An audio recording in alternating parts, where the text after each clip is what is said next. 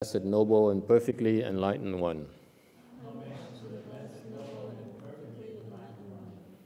Nam mô Sa Đâm Tô Sư Chế Đô Ye Ơ La Hờ Đi Sa Mèo San Phu Tô Xie.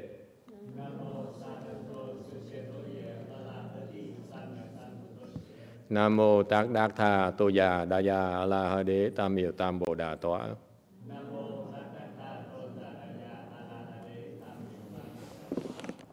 The unsurpassed, profound, subtle, and wonderful Dharma in 100,000 million aeons is difficult to encounter.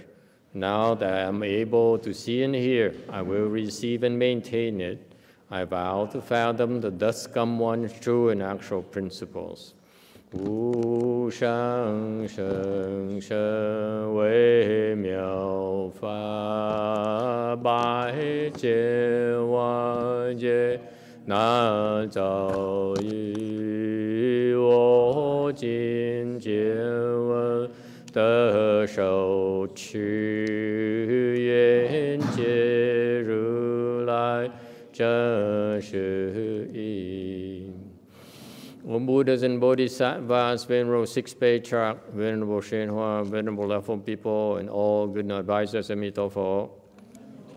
Chư Phật Bồ Tát, kính thưa Lục Tổ, quý Hòa Thượng Tiến Hóa, quý Thầy Cô và quý vị thiện trí thức A Di Đà Phật. Chư Phật Bồ Tát, Liêu Chủ, Sư Phụ Sang Rần, Cơ Wei Chu Cha Rần, Cơ Wei Sang Chư Sư A Di Đà Phật.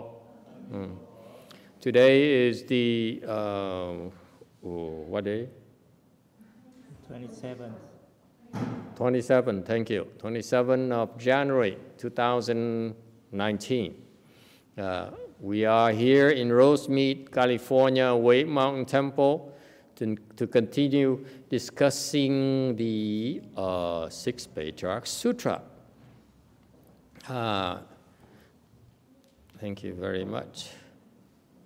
Let's see. We are presently on slide. Oh, Kim Ding, see, I'm sorry. I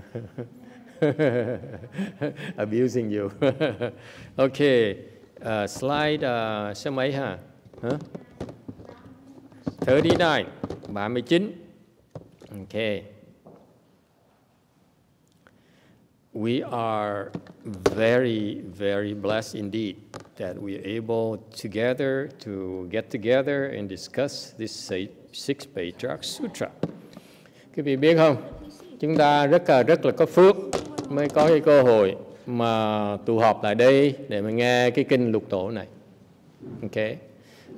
The Sixth Patriarch is a luminary in the history of Chinese Buddhism. Ngài Lục Tổ là một cái vị đấng tổ sư rất là quan trọng trong cái Phật giáo Đại thừa chúng ta. He's Chinese, right? Người Tàu. So what does it have to do with us? Có liên quan gì tới không? In fact, actually, he has very strong affinity with our Dharma. Tại vì thiệt ra đó, Ngài Lục Tổ đó có cái liên hệ rất là mật thiết với cái pháp của chúng ta. You know, he's the one who taught Master YongHua when Master YongHua is 6 or 7 years old. He said Sixth Patriarch came to teach him. Quý vị biết không, Ngài Tiến Hóa đó, lúc 6-7 tuổi đó, còn chút xíu đó, mà Lục Tổ đã tới dạy Ngài rồi. He came and taught him the hands and eye. He taught him one or two hands, maybe 3. Như lúc đó Ngài tới Ngài dạy, Ngài Tiến Hóa truyền Ngài Tiến Hóa 3 cái bàn tay thủ nhãn. Only 2 or 3. How many have you got? 42. Còn quý vị ngày hôm nay đệ tử của chùa này nó có 42 bàn tay, Ngài Tiến Hóa được 3 bàn tay thôi. Master YongHua only could learn 3. Okay, that's all. Được dạy chừng nữa thôi. You see, we are a lot richer than Master YongHua, let's face it. And then Master YongHua told Hẩn Trạng, who then told me, đó là thầy nghe lại từ cái miệng thầy Hằng Trưởng đó. He said that Master YongHua said the Sixth Patriarch told him that in the future you go to the U.S. and bring Mahayana to the U.S. Ngài còn tiên báo trước, Lục Tổ tiên báo trước Ngài Tiến Hóa, trong tương lai ông sẽ qua xứ Mỹ này, đem Phật pháp qua xứ Mỹ này. Nghe được không? Tiên cái Tùng mà. Nghe được hả? Phía sau nghe được rõ hả? Ok, good. Tại hơi khó nghe phải không? No? Chinese? Need Chinese? Ok, Chinese, 中文哈，翻译成中文可以了。好，And so he said, in the future, you bring Mahayana to the U.S. At that time, Master YongHua as a lay boy, as a lay person. Hồi đó Ngài Tịnh Hóa chỉ là một cái người cư sĩ thôi, con nít thôi. He gave him a prediction already, mà đã nói trước rồi. So you see, the sixth patriarch has very, very strong affinities with us. Thành ra Ngài Lục Tổ đó có cái liên hệ rất là mật thiết với chúng ta. Okay, don't think it's something that is in the books only. Quý vị đừng có nghĩ rằng cái này là chỉ là sách vở, là kinh điển thôi. This actually, the sixth patriarch actually is a sage. Đây là một cái vị thánh nhân. And he's very concerned about us. Ngài rất là quan tâm với chúng ta. He's very concerned about your well-being. Ngài rất là quan tâm tới với tất cả quý vị. In fact, if you are serious about cultivation, tại thực sự nếu mà quý vị mà thực sự mà muốn tu hành đó, he'll be helping you. Ngài sẽ giúp quý vị.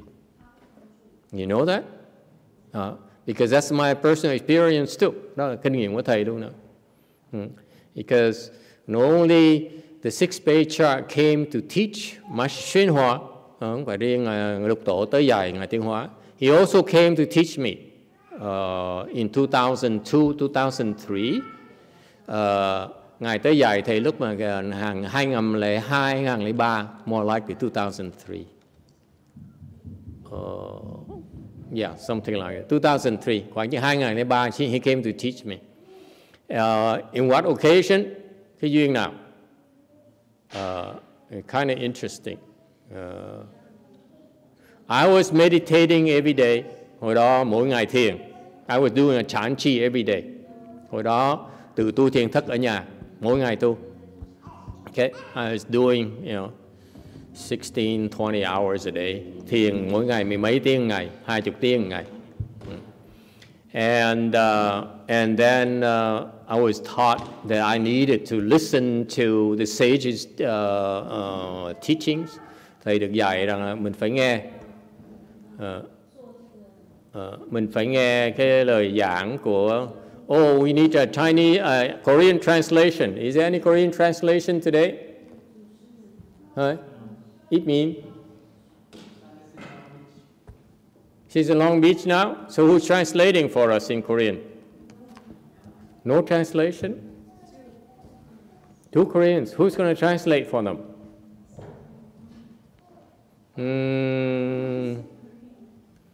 Anyone speaks Korean?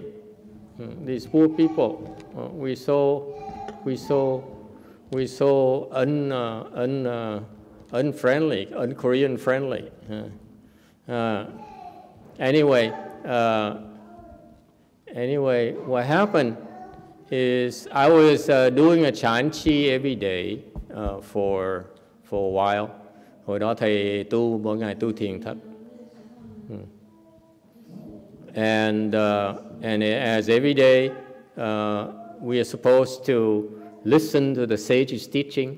Là theo cái pháp thầy học được á, là mỗi ngày phải nghe cái pháp của người thánh nhân. Every day you need to listen to. If you practice vigorously, intensely.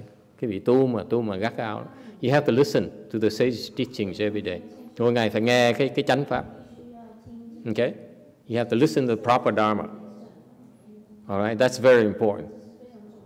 The proper Dharma, not just anything, not just any Dharma. Không phải bất cứ pháp gì đâu, phải nghe chánh pháp.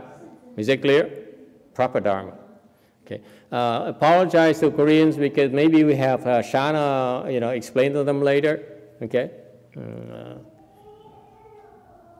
Anyway,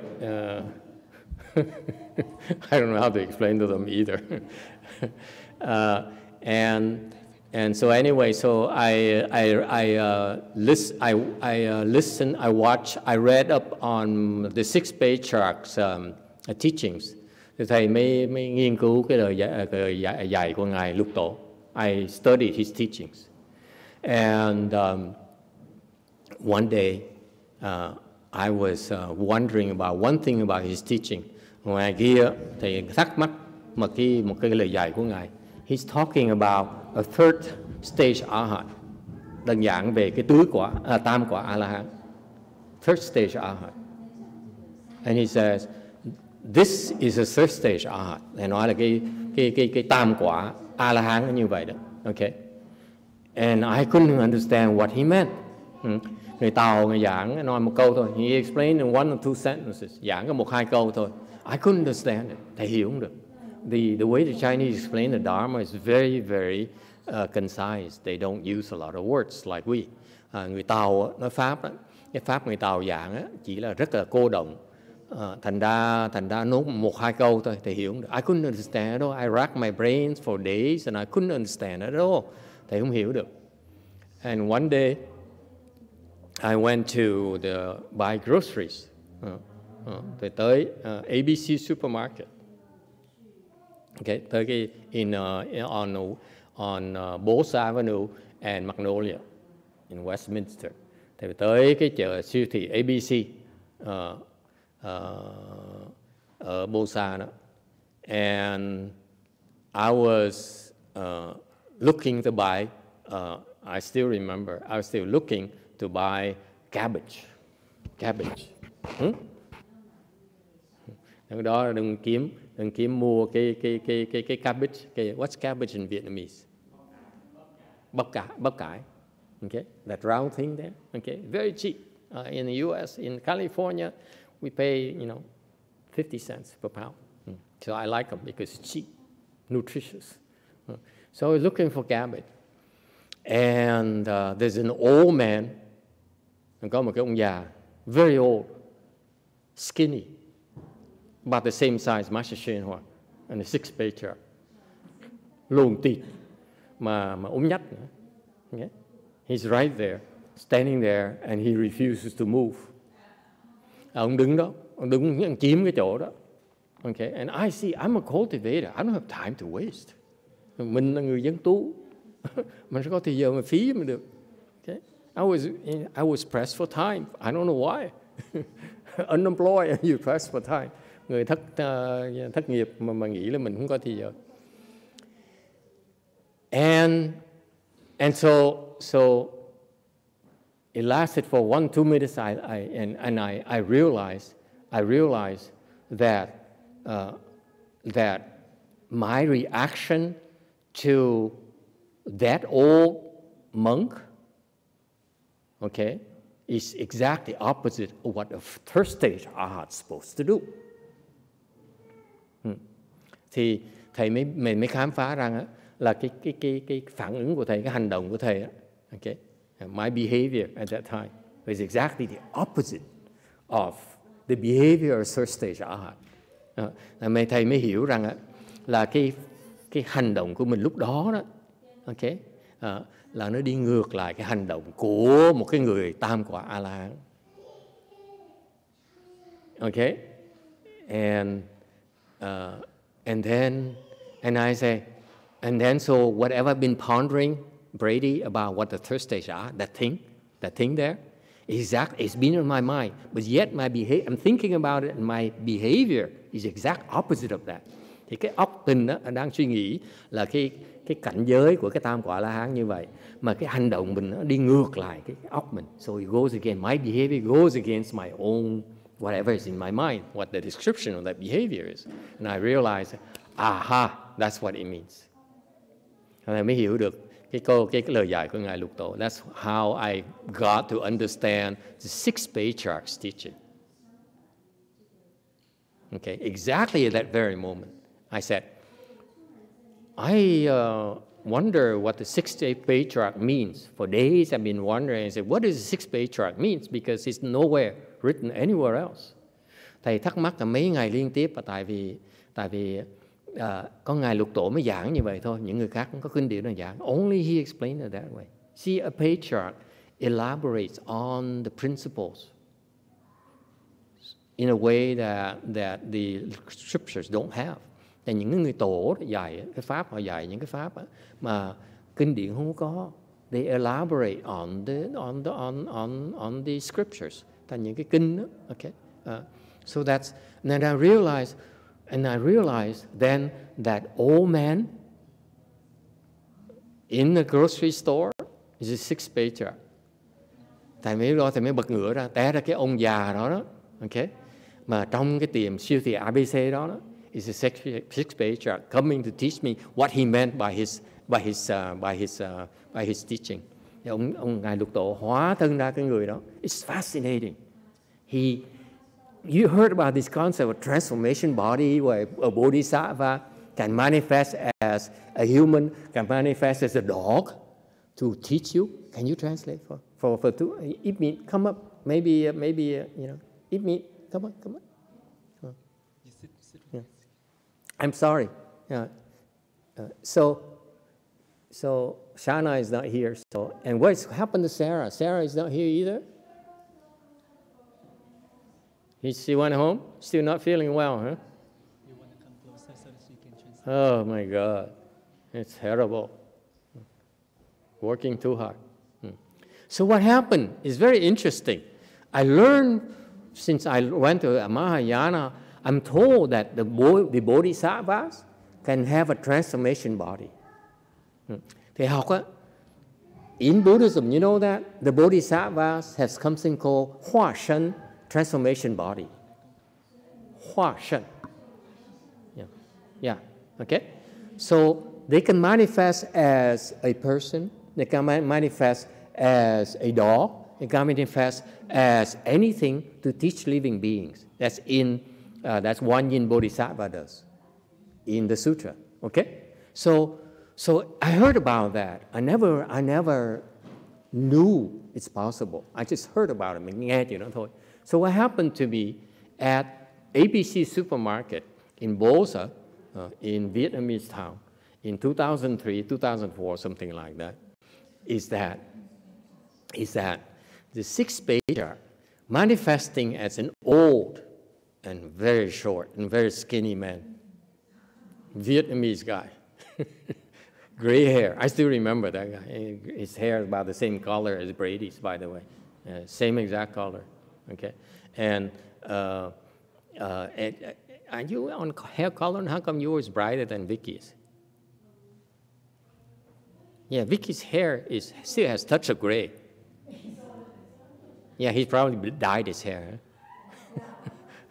His hair is actually, beautiful white. That's not real. Cannot be real.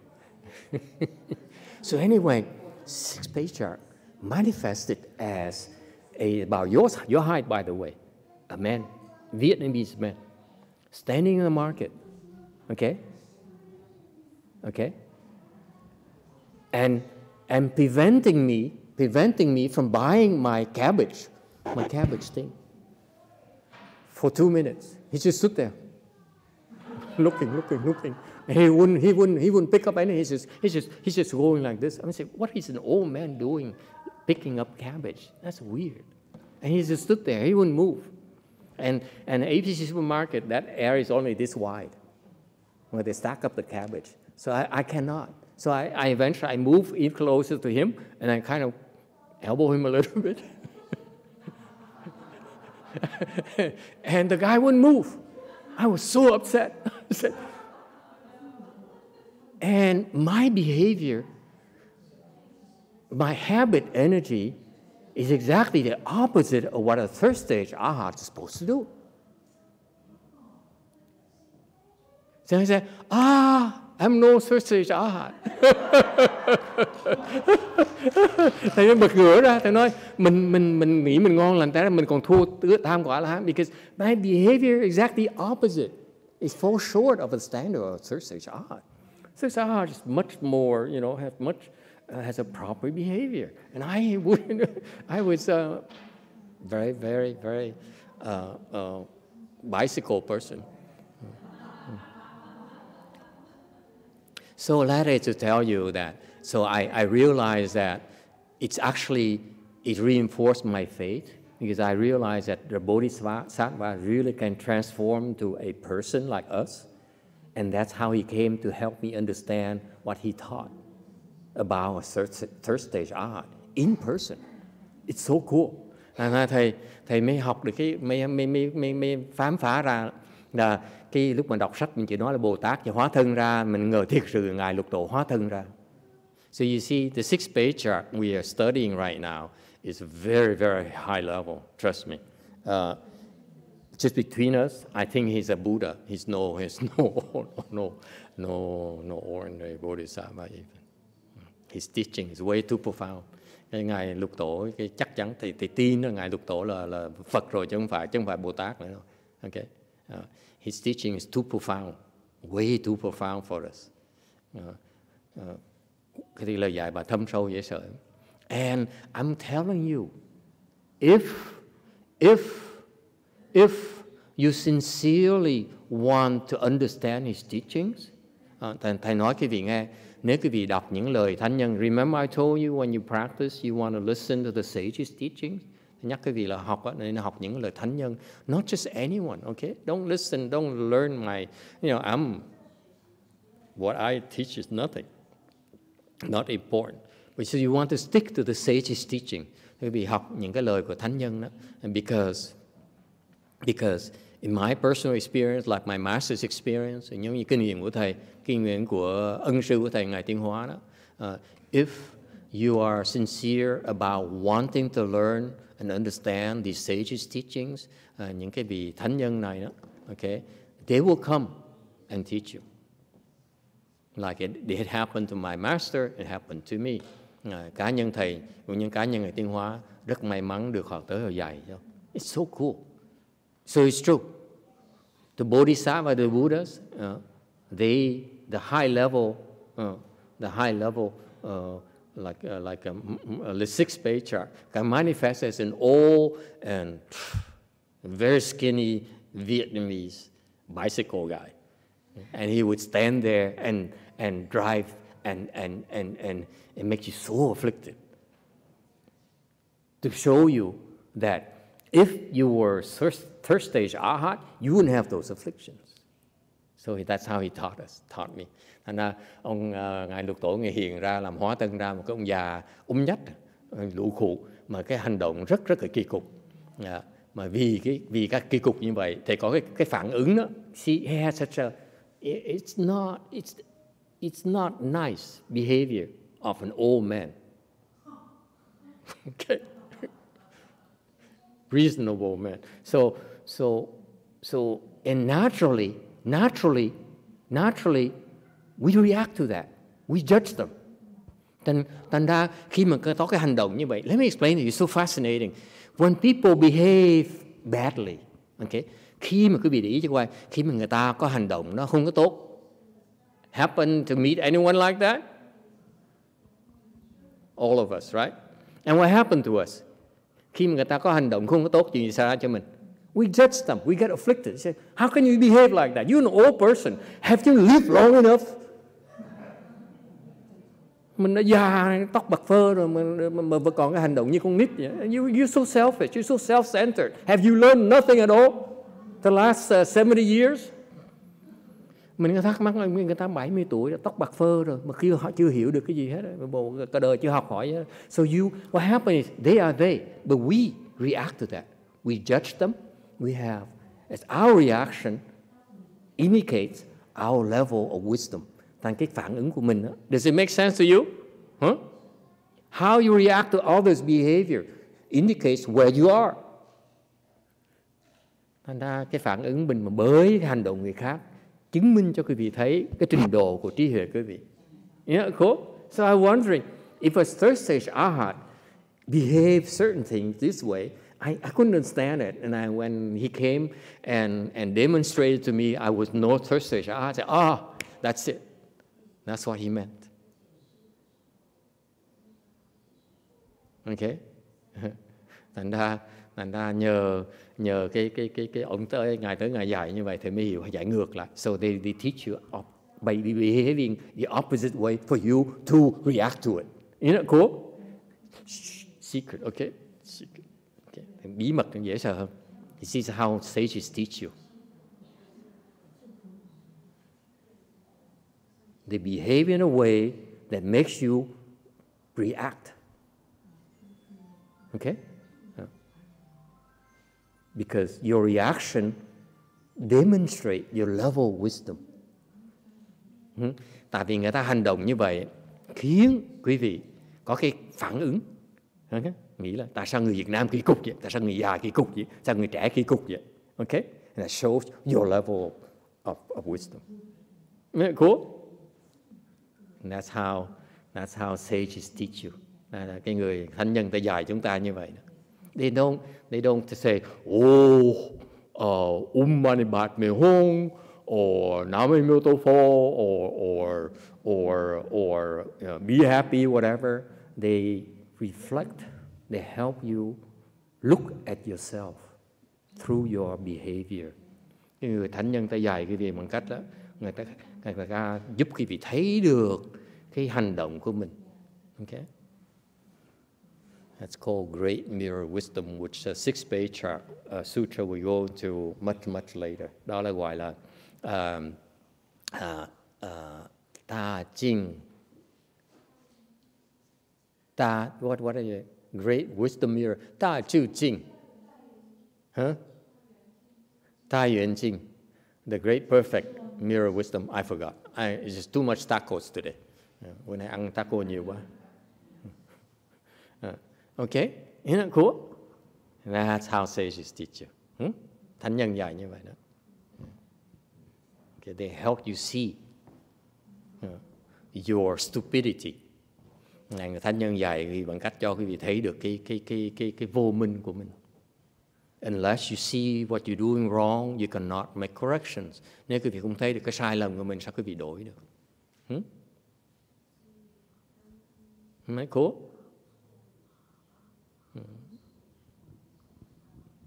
All right, we are on slide 39. Trở về cái thực tế, tấm 39. So I hope that you have a chance to for the sixth patriarch to come and teach you as well. Mong quý vị trong tương lai sẽ được Ngài Lục Tổ tới dạy. It's so cool. I was so happy for weeks later. I said, oh wow, in 1, 2, 3 minutes right there, I learned so much or read about only. Ngồi cái 3 phút đó con Ngài tới Ngài dạy mừng dễ sợ luôn, sướng dễ sợ luôn, sướng rồi cả tuần luôn á, là không ngờ là mình thấy được cái sự thiệt sự cái pháp nó thực hiện ra. You see the Dharma life that with your own eyes and your own ears. And I still don't like old Vietnamese guys. Okay, sutra text. There are two kinds of people, not two kinds of Dharma. Confusion and enlightenment differ, and seeing can be slow or quick. The deluded person recites the Buddha's name, seeking rebirth there, while the enlightened person purifies his own mind. 人有两种，法无两般，迷悟有书，见有持记。迷人念佛求生于彼，悟人自净chỉ心. Người có hai hàng, pháp không có hai thứ, mê ngộ có khác. Kiến có mau chậm, người mê niệm Phật cầu sanh về đó, người ngộ tự tịnh tâm mình. All right. The sixth patriarch says, we are to put it in context, there was a feast, vegetarian feast, and on the honor of the sixth patriarch, nhắc lại những người mới tới, là có cái thiết trai cho Ngài Lục Tổ. They gave, I don't think they offered tacos, but back then they offered a lot of good vegetarian food for the sixth patriarch. Okay, and then after that they asked the request the Dharma. Okay, and then they asked him about the Pure Land. They said, you know, the Buddhists, they believe in this Pure Land thing here. is that for real? Can you obtain rebirth there? Xong rồi là người ta mới hỏi ngài Lục Tổ, thỉnh pháp ngài Lục Tổ nói là Phật pháp mình có gọi là cái tịnh độ. Thì cái ông thẩm phán đó ông mới hỏi, con xin hỏi Lục Tổ là cái tịnh độ thực sự nó có là không? And the sixth patriarch says, yes, it's true. There's some Pure Land. The Pure Land is for real. Thì ngài Lục Tổ mới xác nhận là tịnh độ nó có thật. Okay, and we should all be very happy that he certified it for us. He ascertained it for us. And we phải biết ơn là ngài đã xác nhận như ta là cái tịnh độ thực sự có thật. So the Buddhist approach of trying, if you don't feel you can become enlightened, những cái vị không đắc giác ngộ được, then you cannot get out the wheel. You will, after you die, continue to evolve in a wheel reincarnation. Cái vị mà không đắc đạo được, không đắc giác ngộ được, thì cái vị sẽ tiếp tục luân hồi khi mà cái vị chết. No two ways about it. We have no choice. You have no choice. Okay? So that's why the Buddhists, the Chinese Buddhists in particular, the Asian Buddhists are much wiser than the Western Buddhists and non-Buddhists. Thành ra người Phật tử Á Châu đó, người ta có trí huệ hơn. They realize that since they are busy with their lives, họ biết là cuộc đời họ bận rộn. They have families to take care of, rồi còn phải gia đình phải lo. How can they possibly have time to practice meditation and so forth to become enlightened? It requires typically a full-time commitment. Họ biết rằng muốn giác ngộ thường là phải bỏ cả cuộc đời mình tu mới hy vọng được. Okay? Even if a lot of monks and nuns who became monks and nuns at a very early age, they don't become enlightened after a full life of practice. Biết bao nhiêu người thầy với cô bỏ một đời đi xuất gia từ lúc trẻ, đâu phải họ đắc đạo đâu. Okay? And so the Asians have another way. They said that if you cannot get out of the wheel reincarnation, meaning you change your body and become, you go back to this world, you cannot get out. Cái vị mà không thoát được, thì cái vị trở lại cái cõi lục đạo này thôi. And so the Asian says, there's another way. You don't have to be enlightened because you can. You can go to the Pure Land, to the West. Okay, where is the West? The West is this way. Okay, there's a Western world. Our world is here. Our galaxy is here. There's another galaxy, 10 billion galaxies away to our West. The Buddha said so. Thành Đức Phật Thích Ca mới nói đó, cái cõi ta bà mình ở đây thì cõi Tây Phương Cực Lạc nó khoảng chừng 10 tỷ cái thế giới khác. Okay, it's not something that human technology is able to see yet or to get there. Không phải cái gì mà cái cơ khí của mình bây giờ có thấy được mà có thể hiểu được. And that's why it takes a sage like Master Wei Mountain, the sixth patriarch, who says, I know you can't see it, but I can, and I can assure you that it does exist. And therefore, and the way for us to get out of the wheel, another way, is to go there at the end of our life. It's much easier than becoming enlightened. And Đức Phật Thích Ca Mâu Ni mới dạy là cái vị đắc đạo không được thì sau khi mà chết chạy qua Tây Phương Cực Lạc thì nó dễ hơn nhiều là đắc đạo. Alright? So what happened is so far away. None of us has any proof. Sự thật nó xa quá. How can you possibly believe it? You as intellectual, as intelligent, as reasonable people. Mình đâu có biết được, còn sao mình tin được? We at least need to have some kind of facts to affirm our faith. Agree, disagree. Quý vị đồng ý không? Ai cũng vậy, mình cần một cái lòng tin, cần có cái dữ kiện gì mới tin được, chứ đâu phải nhắm mắt mà tin được. Would you believe blindly that there's a Western bliss spirit world somewhere, 10 billion worlds away? I have a hard time believing that personally. Cá nhân thầy cũng vậy. Nếu như không có cái dữ kiện sao mà dám tin? Right? You're talking about your life, your wife's life, your children's life, and so forth. How can you possibly blindly put your faith into something without some kind of fact, some kind of verification? Yes? Thành ra ai cũng vậy, mình thông cảm là phải có cái gì mình mới dám tin được. Tại vì cái chuyện nó quan trọng quá đây, cuộc đời của mình, cuộc đời con cái mình, cuộc đời cha mẹ mình, thành ra đâu có khơi được. And therefore, the only way we have that such Western bliss Pure Land exists is through the sages' certification. Cách duy nhất mà quý vị được xác nhận là bằng cách những cái người thánh nhân này xác nhận cho quý vị là họ có thôi. Agree, disagree. That's the only way I know of. Cách duy nhất là như vậy thôi. Okay? Who are we? We have no way of knowing. Mình không biết được. And that's why these sages, they come to our world, okay? Manifest their wisdom, help a lot of people, and to help us develop the faith, okay?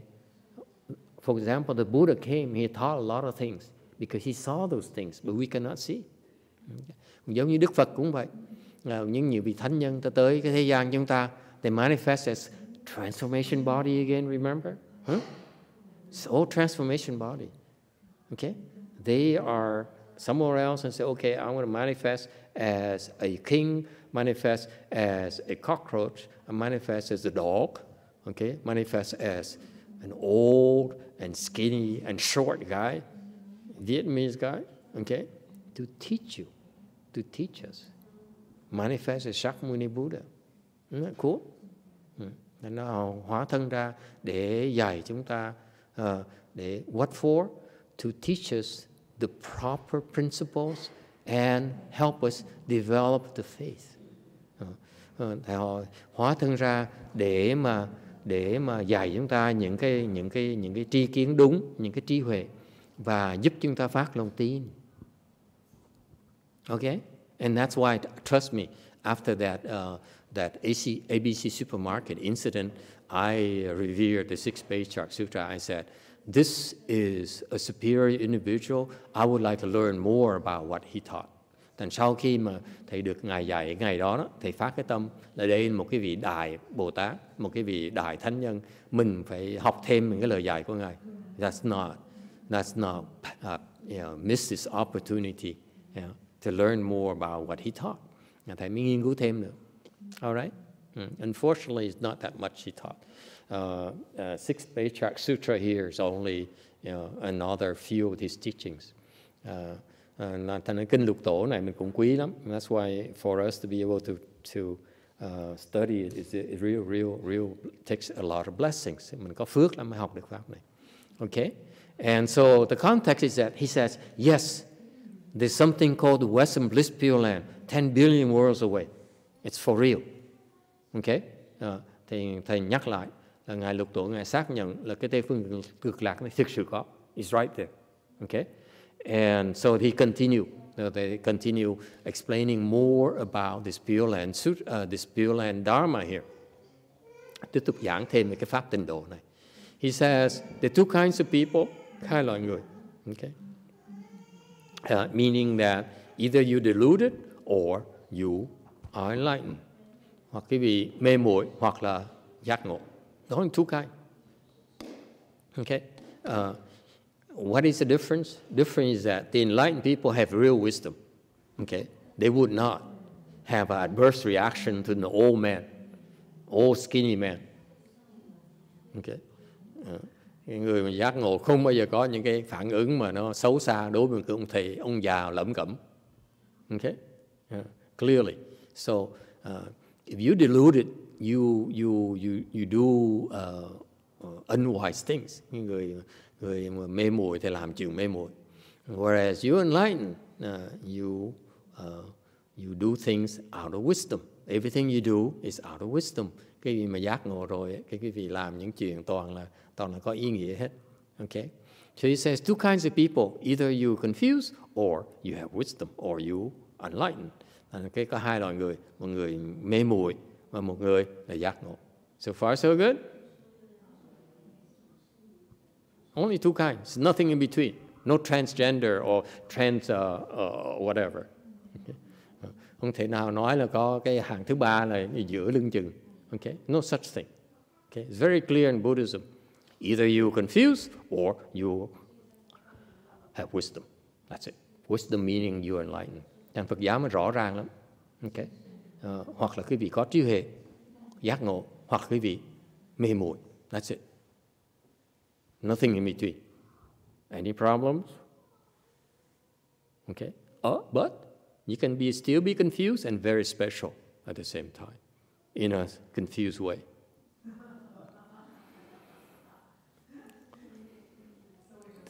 This is for our Catholic friends.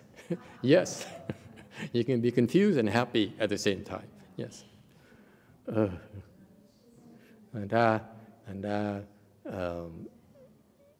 Mê muội nhưng đều vẫn có thể hạnh phúc như thường. Okay. And not two kinds of dharmas. Okay. Interestingly, he says one kind of Buddhist dharma, Buddha dharma. Có một cái Phật pháp thôi. Really? Only one Buddha dharma, not two. Không có hai đâu. It's not Hinayana, it's no Mahayana. Không có đại thừa, không có tiểu thừa. There's no Vietnamese Buddhism, no American Buddhism.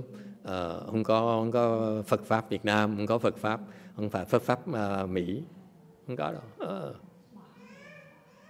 Any problems? But how come you only see Korean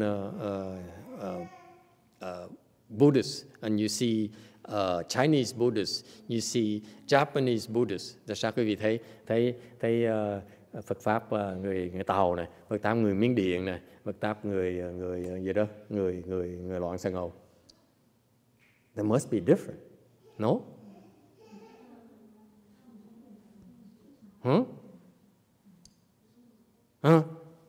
Cambodian Buddhism, Routines. Her relatives live in Cambodia. Cambodian Buddhism. Yeah? Yes or no? How come everywhere we have Korean Buddhism, we have Japanese Buddhism, Vietnamese Buddhism, Myanmar Buddhism? How come? Yes. 我也不那时候我也不懂佛法，所以不可以想。Okay. 对，不过他们都是那个不吃素的。不吃什么？猪肉什么一大堆。他们是猪肉的。对。These people they eat meat. 牛肉啊，连和尚什么都是吃很多肉。所以那时候我在那边的时候，我不懂这些，而且wait. It's still Buddhism. Do not criticize them. It's still Buddhism. It's still Buddhism. Yeah, that's Buddhism. Korean Buddhism is also Buddhism. Vietnamese Buddhism is also Buddhism. The Vietnamese eat onion and garlic. Việt Nam cũng là Phật pháp như thường. Việt Nam cô này là nói người Miến Điện người ta ăn thịt, thì nói đó vẫn là Phật giáo như thường. Người Việt Nam mình ăn hành ăn tỏi vẫn Phật giáo như thường. The Chinese don't eat onion and garlic. It's still Buddhism. The Korean eat kimchi. It's still Buddhism. It's only one Buddhism. Why is that? How come we see differently from the sixth Patriarch Sutra? The sixth Patriarch. Tại sao Ngài Lục Tổ nó là có một Phật pháp thôi, mà mình là thấy đủ Phật pháp? See, the Vietnamese, they said, I don't like Westerners to come on my temple because they tend to sue us. Okay, the Korean says only we could really understand Buddhism. We only do the Hoa Thổ, the Gung An. Okay, otherwise it's not real chant, real song. Okay, so we all have these different approaches to Buddhism, and the sixth Patriarch says it's Buddhism, only one kind of Buddhism. So which one are we teaching you? Thành ra quý vị thấy nó khác nhau. Tại quý vị ngày hôm nay mình học cái pháp gì vậy? Which Buddhism are we learning? Kim Điệu. No? Anyone? Canadian Buddhism, excuse me. Huh? What kind of Buddhism are we learning? He says only one kind. Universal. What? The Dharma that we are studying is universal. Universal. But how come there's Vietnamese Buddhism? How come it's Myanmar Buddhism? How come it's Cambodian Buddhism? How come it's Thai Buddhism? How come you only see Thai temples, only see Vietnamese temple, and you go to Vietnamese temples, only Vietnamese go there. Thai temple, mostly Thai people. Korean temple, they don't even speak English. Ask them, they don't even speak English, these Koreans. Okay? So how can you teach Americans you don't speak English? And what about the Chinese? Oof, Chinese, they don't speak English at all. What kind of Buddhism are we practicing? Phật giáo gì? Mình đang tu Phật giáo gì? Think about it.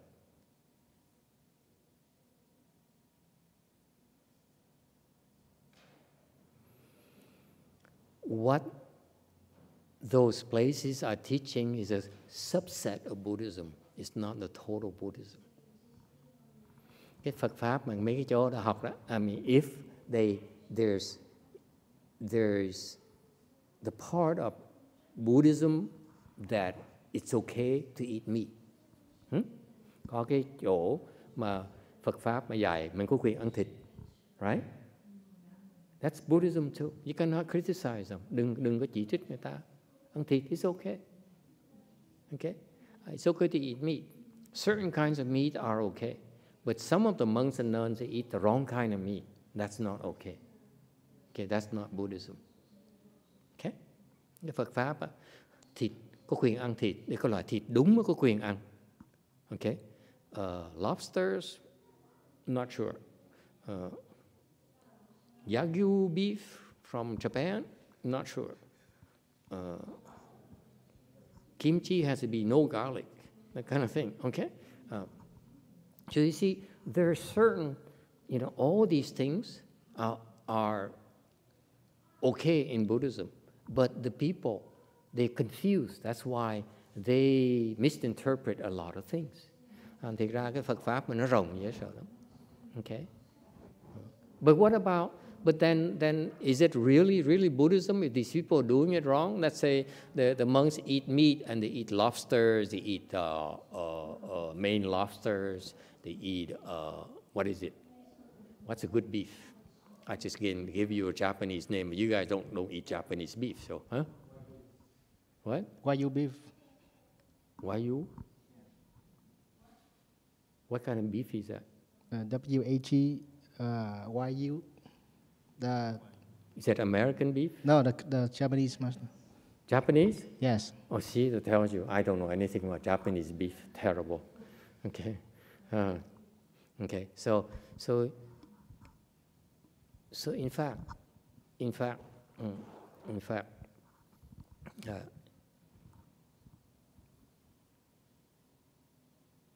what is Buddhism then?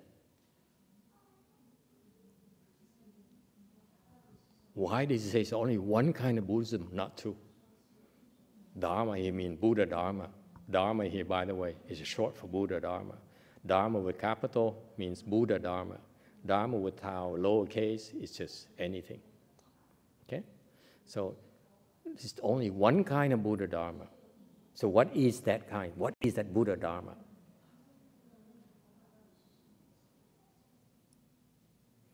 It's the Buddha Dharma that's taught by the sages, by the Buddhas. Đây cái Phật pháp mà được Phật, Bồ Tát, những vị thánh nhân dạy. All right? That embraces all the confused understanding from the monks and nuns and lay people who don't understand yet. Thì nó giúp những cái người thầy với cô mà phàm phu chưa hiểu được cái Phật pháp. It's accounted for already. When the Buddha created the Sangha, khi mà Đức Phật tạo một cái tăng đoàn đó, he realized that most of us are not enlightened. Đại đa số chúng tôi đều không đắc đạo được. Okay? And so that part of Buddhism, he's teaching as well. So don't criticize them. Don't say like, this monk here eats meat. and therefore he's not a good monk. Don't ever do that. Okay? Đừng, thành ra Đức Phật khi mà lập cái tăng đoàn, Ngài biết á, là sẽ có rất nhiều người không có đắc đạo, vẫn làm tăng ni như thường. And they will make a lot of mistakes, these monks and nuns, because they're confused. Tại vì họ mê muội, họ làm những chuyện mê muội. Confused people do confused things. That's the way it is. And just because you put on this garb here doesn't mean that you have wisdom. Okay? Mặc dù mặc cái áo cà sa đi nữa, vẫn làm chuyện tầm bậy như thường. And that's part of Buddhism, by the way. Vẫn là Phật Pháp như thường.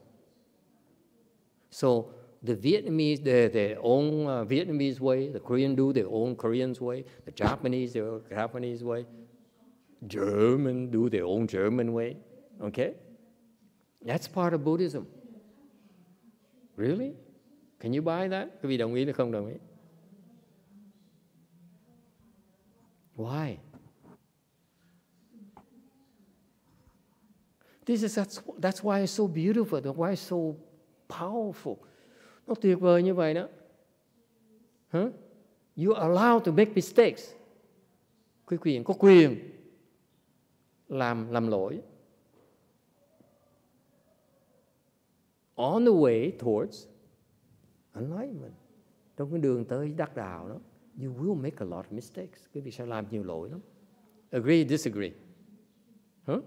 That's the way it is. Stop judging others. Đừng có phán xét người ta. Okay? We all progressing towards liberation, towards enlightenment. Ai cũng đi tới con đường đắc đạo hết á. Không cần phải phán xét người ta. What they do, they make mistakes, it's their problem. We don't have to judge them. Người ta làm lỗi là chuyện người ta. Mình lo cho mình. You worry about your own path. That's Buddhism. Is that clear? Does it help? Yes, question, Vicky. Master, I noticed, well, we started working on books here. I started looking at a lot of books written by Buddhist monks and nuns just because, just to see what's out there. And I could really see how confusing, it's confusing for me when I saw them all because, who you're supposed to listen to or who's better or is it all confused? It's really of course. A mishmash. And this is what's lost in today's learning process on about Buddhism. Người ta hỏi là bây giờ đọc có nhiều cái tài liệu khác nhau lắm, mà sao mà đọc không biết phân biệt cái học nên đọc cái nào? Which one should you believe? Which one should you read? Nên đọc cái nào? Nên tin chỗ nào? Right? That's always a concern in Mahayana, in Buddhism, since their teachings were recorded. Thành đây là một cái vấn đề mà lớn lao bên Phật giáo mình từ trước tới nay rồi. There's so much more information nowadays. Okay, which one do you believe? Tin cái chỗ nào bây giờ? Okay, and the Buddhist followers are not taught that this anymore. Và những người theo Phật tử người ta không được dạy cái này nữa. Traditionally, you know what they used to do when Buddhism was very prosperous and very flourishing in China. Lúc mà thời mà hưng thịnh của đời Phật giáo bên Tàu, you know what happened? Okay. They have a system where they have these sages, they're certified sages. Họ có những cái vị thánh nhân. They certify that these are certified teachers. Đây là những cái người thầy đã được xác nhận rồi. Pretty much like in our system, we have a PhD from educational institutions, okay? And you have accredited universities and so forth. Giống như hệ thống mình có những cái bằng cấp này, có những cái trường học mà được xác nhận là trường học chính tông, okay? Back then, okay, in China, they have certified teachers. You cannot teach meditation. You cannot call yourself a Chan master unless you've been certified. Ngày xưa đó có gọi là thiền sư, không được gọi thiền sư trừ phi là được xác nhận. Ông thầy mình một cái vị thiền sư đó xác nhận mình là thiền sư, meaning that you are able to understand Chan, okay, understand meditation. Có nghĩa quý vị hiểu được cái thiền, quý vị hiểu được cái pháp. That's why you're able to lecture quý có quyền giảng pháp. Alright? This is the way it used to be. Đời xưa nó như vậy. Now, as it got watered down and more and more people became monks and nuns, okay? It becomes, the picture gets more muddled. Cái tình hình nó lộn xộn hơn nhiều. So what are we to do for us nowadays? Thời buổi này sao? Here's what I learned from my master, my teacher. Đây thầy học được từ Ngài Tiến Hóa, and from my own experience.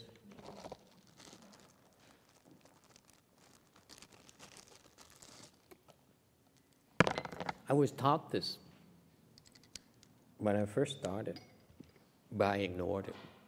Đây bài học mà thầy học được lúc thầy bắt đầu xuất gia đó, học cái bài học này mà thầy làm lơ.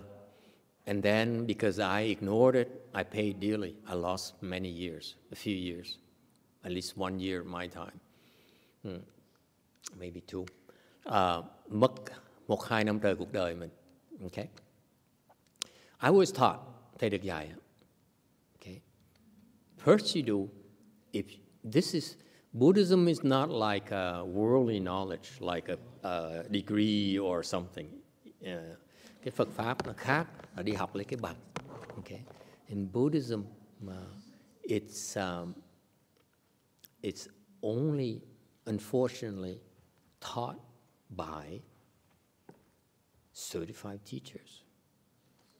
Thực thật trong Phật giáo mình có những cái vị thánh nhân mới được dạy Phật pháp thôi. Okay?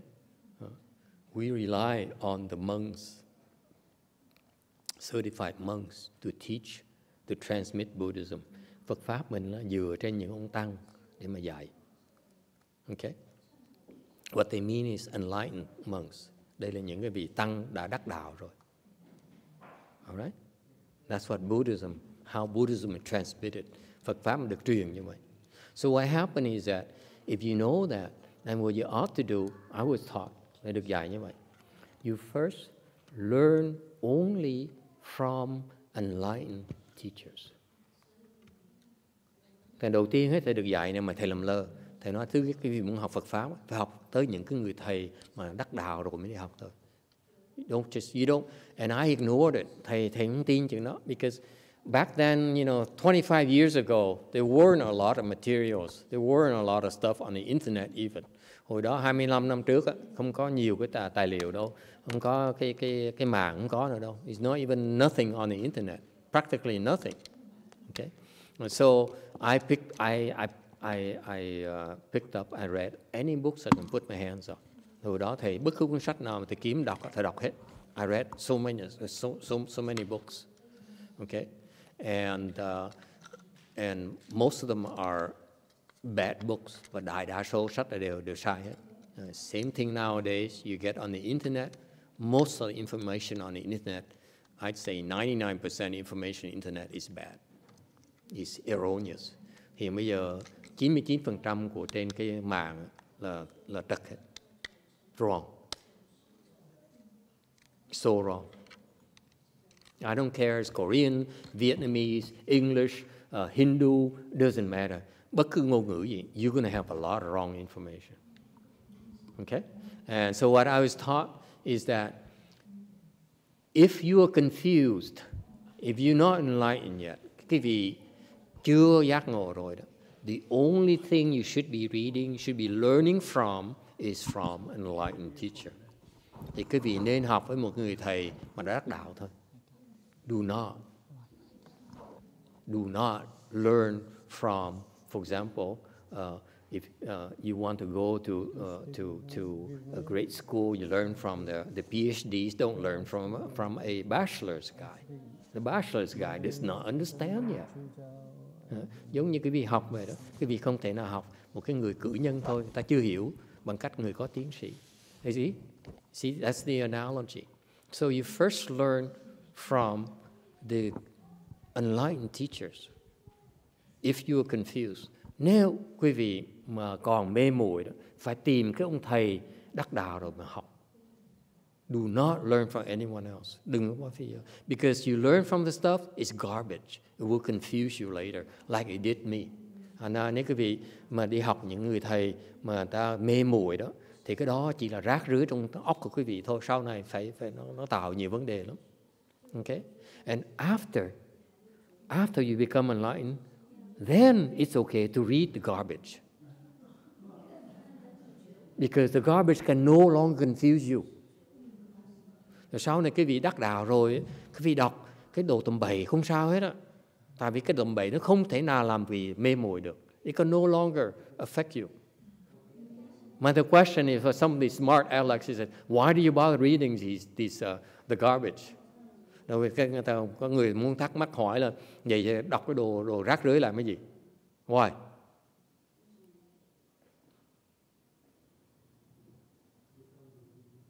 Why? Billy, why you want to pick up garbage and read it?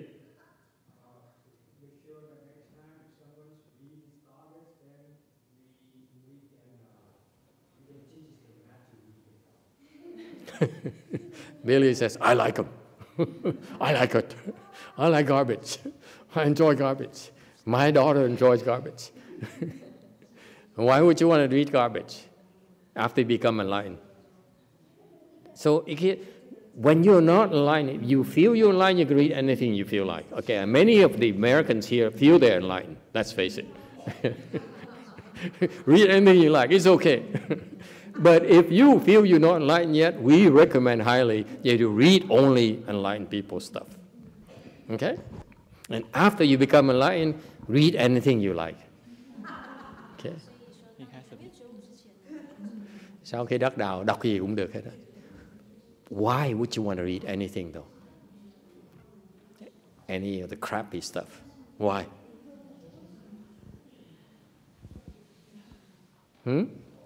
Yes, sir. Yes, Master. Is that because when you read it, you see how confused people are, and you sharpen your mind more because you have wisdom? He says, if you read this confused teacher, you say, "Ew, I'm glad I'm not like that." You feel better about yourself. I say, "Oh, my life is so much better." Không phải cái việc thấy đọc với cái người mà thầy tầm bậy, mình thấy mình sung sướng hạnh phúc hơn họ nhiều không? You feel better about yourself, yeah? There you go. I buy that. Why else would you? Why would you want to read confused teachers?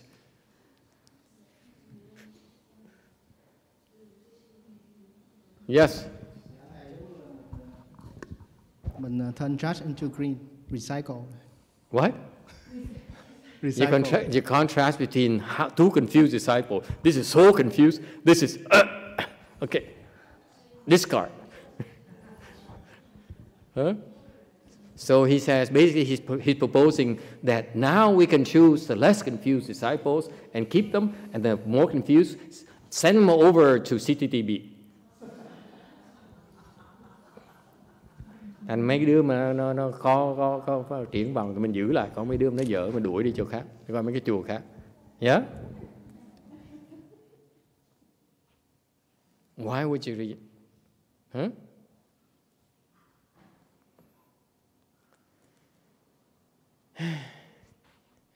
You see, I'm just proof to you, none of you is enlightened yet.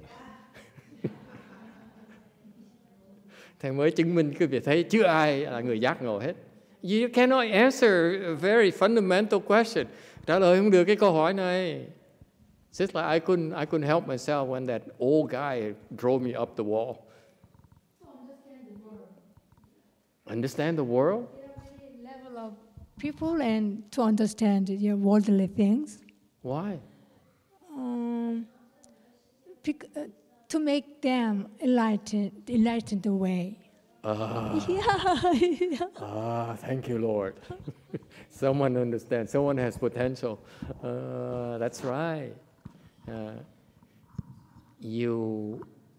It's what is called you are pure, and now you're no longer afraid to get back into the mud, because the mud cannot defile you anymore.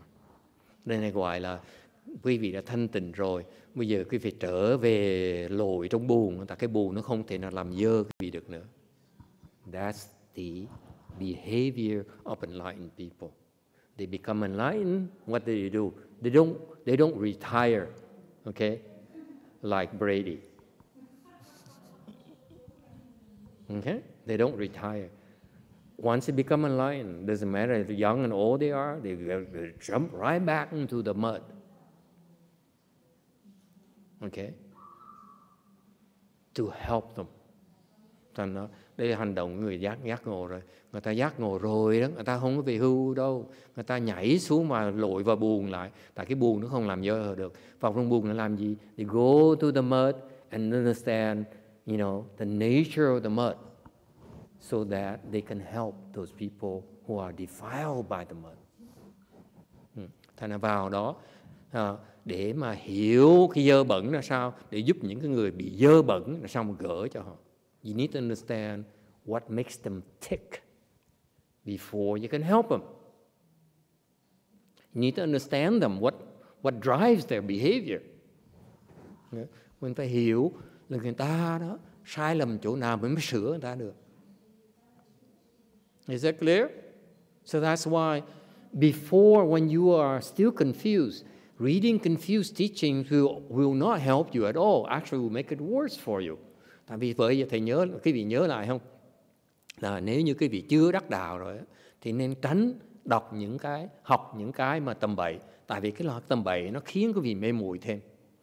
Chỉ học những người thánh nhân. Whereas if you were to concentrate on the sage's teachings only, the proper teachings only, one Mahayana, one Buddha Dharma only, that's the teaching of enlightened people. Thầy có những người đắc đạo mới dạy được cái một Phật Pháp này thôi. The teaching you learn, that you can learn, is only one teaching. That's from the enlightened sages. Because all the enlightened sages teach the same exact thing. Tất cả những người đắc đạo đều dạy cái việc cùng một cái thôi. No different. They're all right. They're all correct. They're all proper. Tất cả đều đúng hết. Okay? That's why it's only one proper Buddha Dharma. Một cái chánh pháp thôi. All right? So that's why it's very important to remind ourselves that do not waste time. Do not dig into confused teachings. It's the total waste of time. Thành quý vị nên tránh những cái lời dạy mà chưa đắc đạo. So that's why we have a reference system in the Chinese where, the 6 patriarch, 7 patriarch, Master YongHua and so forth. Those are enlightened teachers. Cho nên hệ thống người Tàu nó có cái hệ thống là có những cái tổ sư. Okay? That's not available in Hinayana or outside of Buddhism. Họ không có ngoài Đại Thừa không có những cái hệ thống như. These are enlightened sages. They certify next generation as enlightened and so forth, passing down the torch.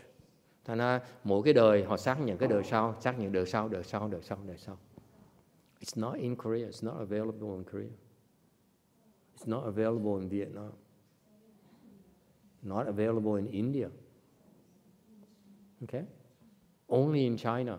And then recently, the US. That's it. Okay? This is not meant to criticize others or promote ourselves. I'm only helping you eliminate confusion. Thầy nói cái này không phải là mình tự khoe khoang, mà cho quý vị biết đó, là tránh làm những chuyện khiến quý vị mê muội. Okay? So you find these enlightened teachers first. And once you become enlightened, you realize that, I agree, all these teachings here are all correct. Một khi quý vị mà đắc đạo rồi, quý vị thấy những vị thánh nhân dạy đều đúng hết. They're all correct. Throughout the history of Buddhism, after these people became enlightened, they all certify that's that one teaching right there. Còn tất cả những vị Phật giáo mình, cái lịch sử Phật giáo mình, một khi mà họ đắc đạo rồi, họ thấy tất cả những lời dạy đều đúng hết. Only one teaching. So far, so good? Any questions? Okay, going back to slide 40. I need the power is running low here, battery is running low. Can someone give me the charger cord here, please? Oh yeah, right there.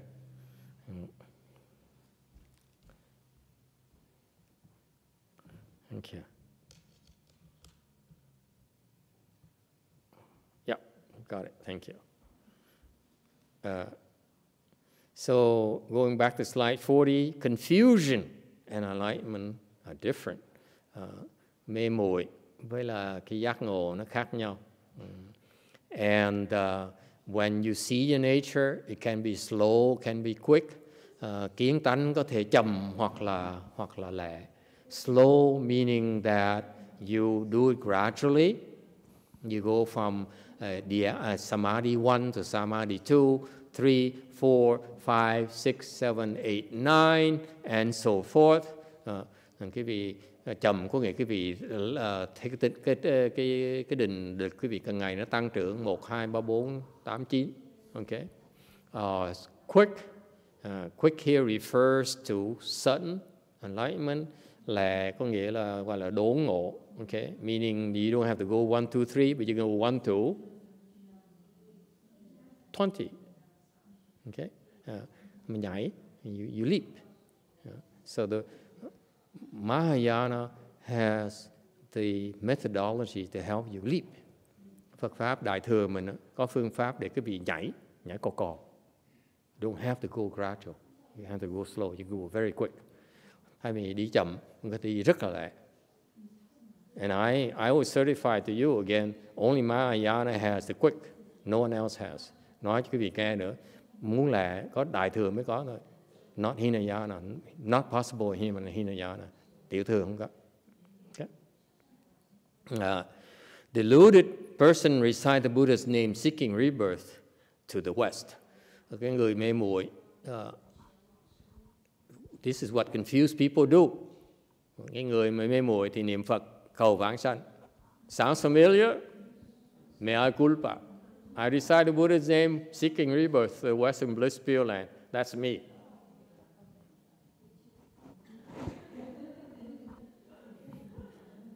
Me too, she says. Okay?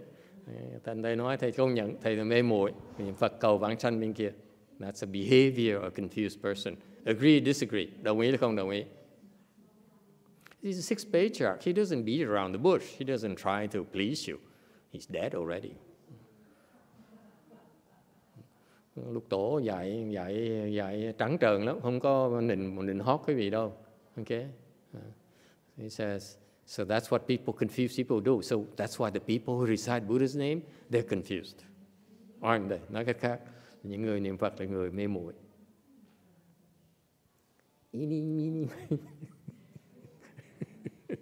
Oh, confused.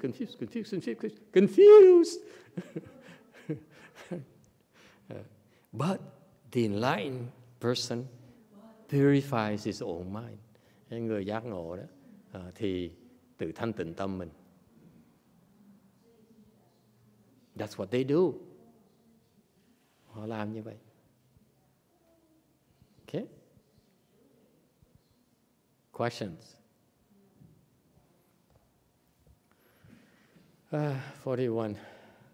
Therefore, the Buddha said, as the mind is purified, the Buddha land is purified. 所以佛言，随其心净，即佛度净. Cho nên Phật nói tâm mình tịnh, tức Phật độ tịnh. It says that. So the Buddha says that when your mind is pure, then your Buddha land is pure. And I know this is a very powerful statement. A lot more than you realize. Cái câu nói thành Phật, Ngài mới dạy, Phật dạy rằng tâm quý vị tịnh thì cái Phật độ quý vị tịnh. You get it? Confused. Impure. Hỏi quý vị thấy chưa? Không ai thấy, lắc đầu theo chứng minh quý vị và bị ô uế, bị bất tịnh. Anyone understand this? Ai hiểu không? Raise your hand. Never mind. I won't bother explain to you then. Không ai hiểu, không cần giảng.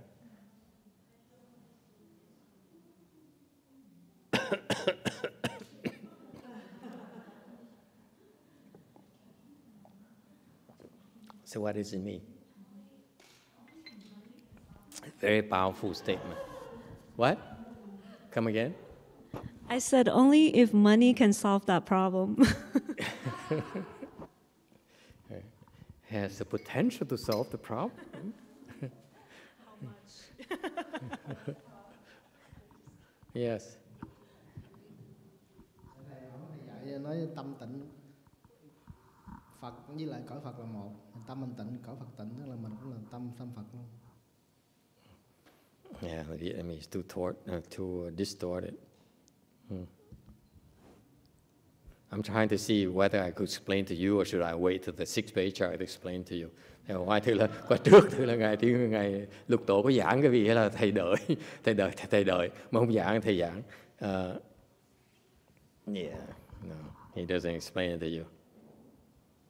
Yeah, no, he doesn't.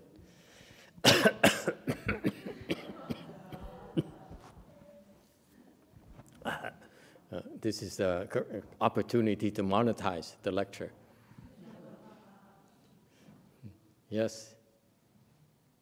Mind and Buddha land are all part of the same substance? They're all part of the treasury? That's by theory, yeah. We're talking about something a lot more personal. You guys keep on throwing theory at me, I'm not impressed.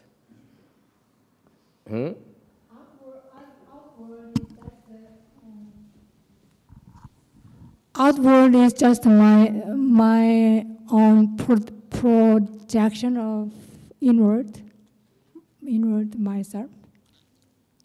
Close. Very good. Okay, I give you half price. Getting there. Very good. Yeah, for your level, it's pretty good. Yeah.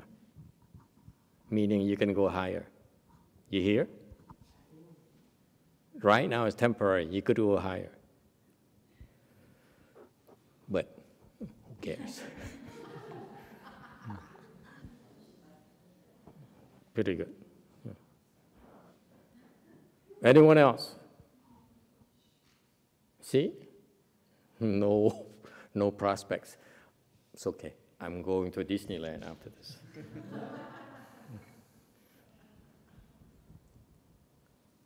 Nothing from Germany? Vietnam?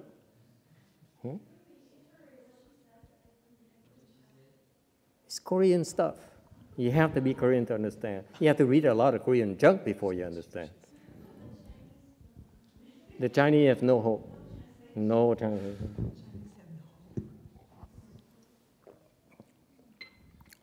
This is very interesting. He says, when the mind is purified, the Buddha land is purified. It's very, very powerful. Cái câu nói này dễ sợ. Cái tâm quý vị thanh tịnh là cái Phật đồ nó thanh tịnh. You know what it means? When you become, the mind is purified, what does it mean? Cái tâm quý vị nó thanh tịnh nghĩa là sao? You become enlightened. Quý vị đắc đạo. Is that clear? The only time your mind is purified, meaning there's no more confusion, no more icky stuff in there. That's when you become enlightened. Quý vị đắc đạo, giác ngộ, mới tâm thực sự thanh tịnh. Before that, your mind is very icky. Cái tâm quý vị nó nhiều vấn đề lắm. Agree, disagree. Look at yourself. Look at yourself. What do you have? Look at your mind. Anyone greedy for food? Ai tham ăn là không? Yes or no? Greedy for food? See, only two of us. Greedy for fame? Ai tham nổi tiếng không? Anyone? Only me. Okay. Greedy for... I don't dare ask. Never mind. Let's move on.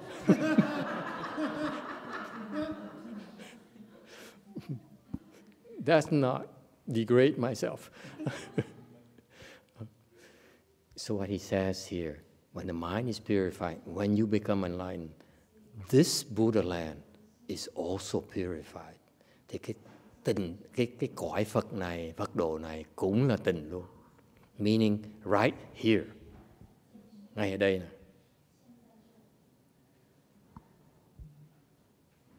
Why is that? Tại sao như vậy? He says basically, if you become enlightened, this Sao world becomes pure. That's what he means. See, the Chinese, the Canadian Chinese, why didn't I think of it? Yeah, because you are not enlightened.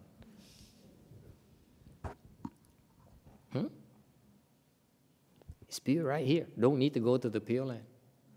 See, that's so Sixth Patriarch. He says, why do you bother going to Western Bliss Pure Land? I teach you how to become enlightened. Don't bother going anywhere else. Save yourself a lot of money.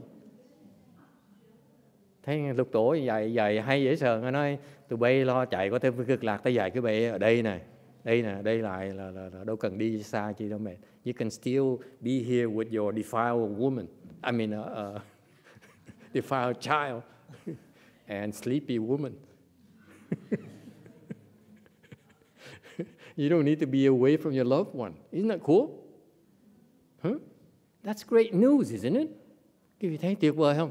Quý vị tu, quý vị đắc đạo một cái là cái chỗ nên nó thanh tịnh. Quý vị đâu cần bỏ vợ, bỏ chồng, bỏ con, bỏ cái mình đâu. Why do you have to go to the Pure Land? Tại qua Tây Phương Cực Lạc làm cái gì? You're right here. Cool? Routine.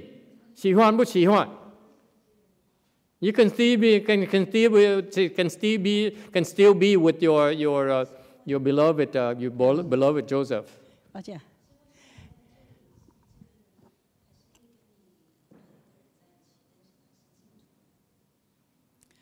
Don't have to go to the Pure Land. 师父，我有 Now 听 she's 到过 interested. 这一句话，就是说，心一静的时候，到处都是净土。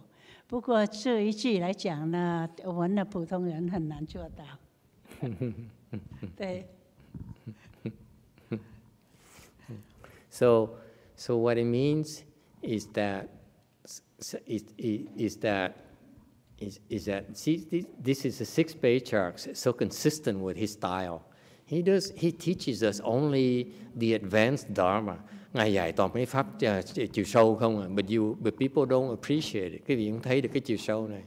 Okay, you only see it. Oh, it's so simple. It makes sense. It sounds good. Quý vị nghe thích thôi chứ còn không hiểu cái chiều sâu của nó. Okay.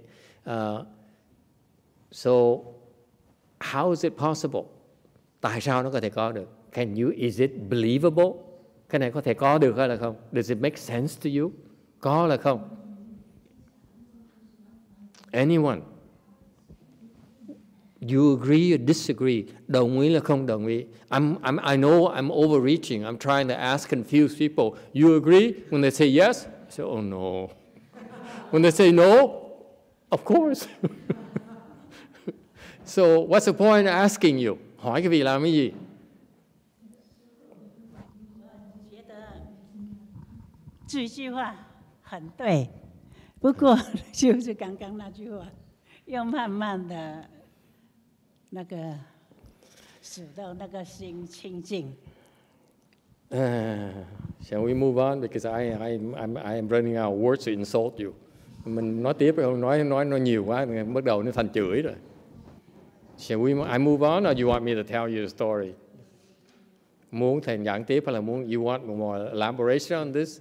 You want me to continue? I will tell you the story, or I can move on to the next concept.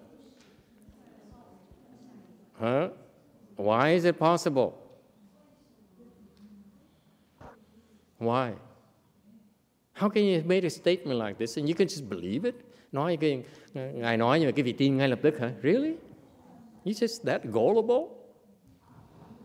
You are the Canadians. Oh, these people, they're hopeless. Yeah? Let me tell you the story. It makes you feel better. Huh? Okay? Would you like to hear it? Okay, you insist.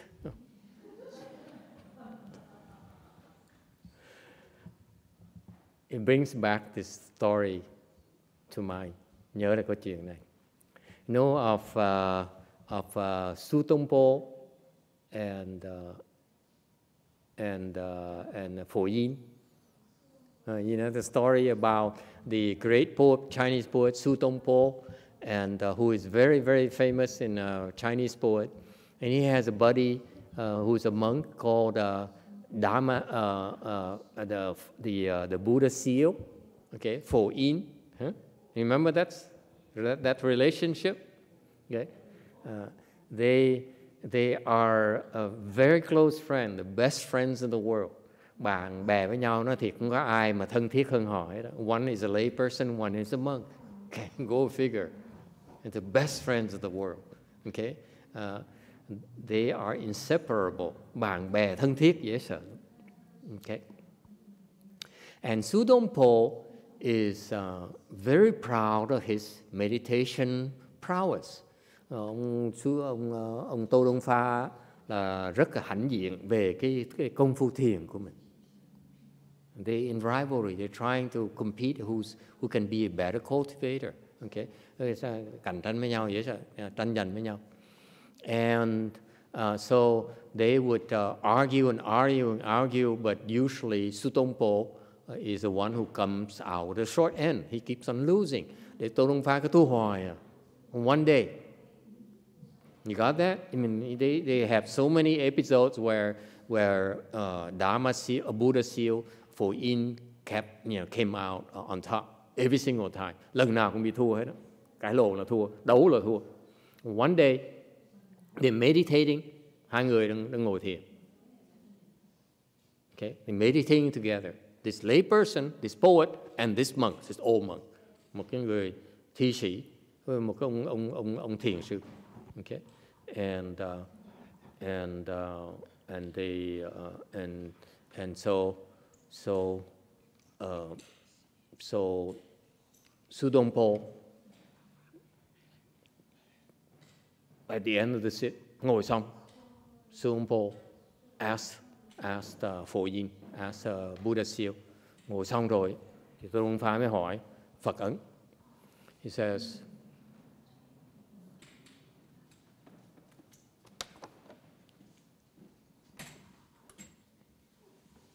how do you see me? Ông thấy tôi ra sao?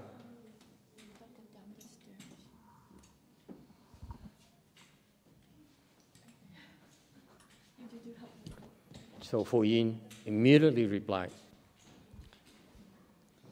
Buddha seal immediately replied. Cái ông Phật ấn lập tức trả lời.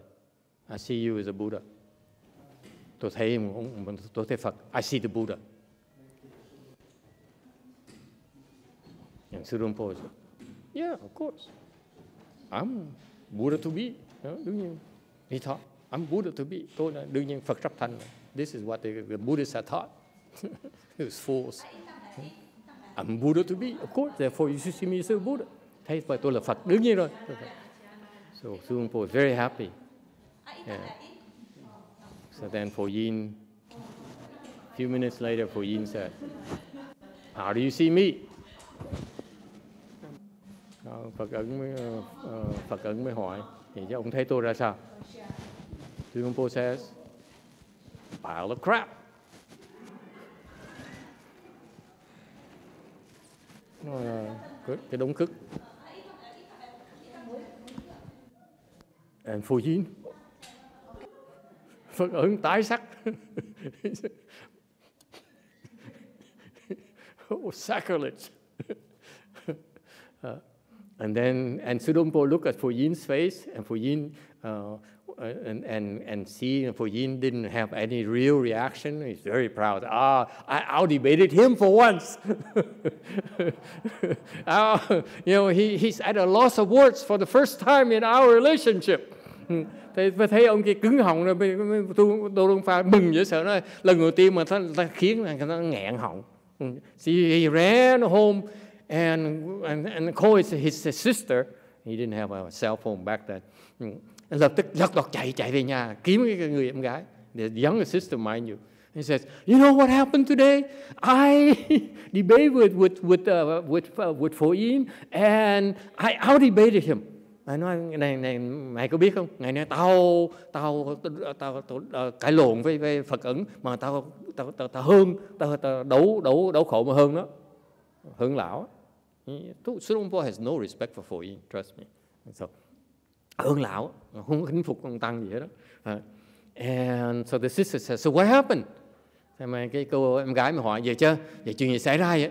So he told the story. So Sudongpo told his sister, younger sister, what happened.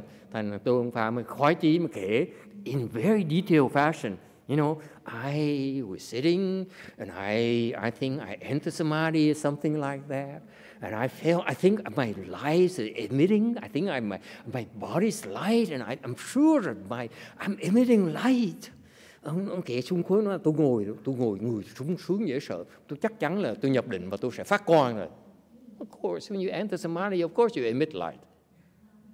Big deal. Okay. So he said, so when I asked for Yin, how do you see me? Yin says, oh, you like the Buddha. Tôi hỏi, tao mới hỏi ông Pháp Ấn, cái Phật Ấn là ông thấy tôi ra sao? Nó thấy chắc là hào quang ta đẹp quá, thành nó giống như Phật vậy. Okay, so thầy nói tao là Phật. And then he asked me, how do you see him? Hỏi vậy ông thấy tôi ra sao? And I told him, you pile of crap, meaning all your words, the thing you beat me so far is but crap. That's what he means. Ông nói là trước giờ ông thắng tôi toàn đồ phân hết, chứ có gì đâu mà hay ho. And she says, and the guy is at a loss. Ông Phật Ấn Tôn Pha kể khoái chí, nó Phật Ấn nó nghẹn họng trả lời không được nữa. And the sister says, oh my God, you lost again. Ông lại thua nữa rồi, anh lại thua nữa rồi. So what? She says, he sees you as the Buddha because his mind is pure. Nó trả lời là Phật Ấn mà nói anh là Phật là tại vì cái tâm của ông là tâm Phật rồi, tâm thanh tịnh rồi. Còn anh mà nhìn ổng là đống cứt là tại tâm anh là tâm cứt. And she says, and the reason you see him as a pile of crap because your mind is a pile of crap.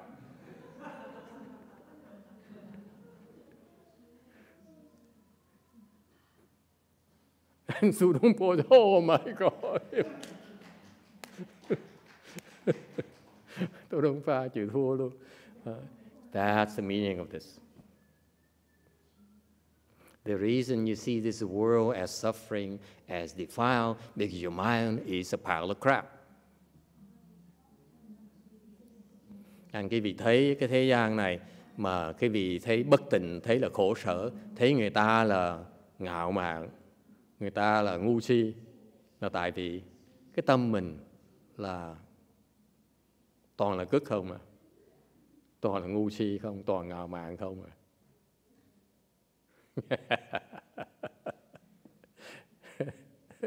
You like that? Huh?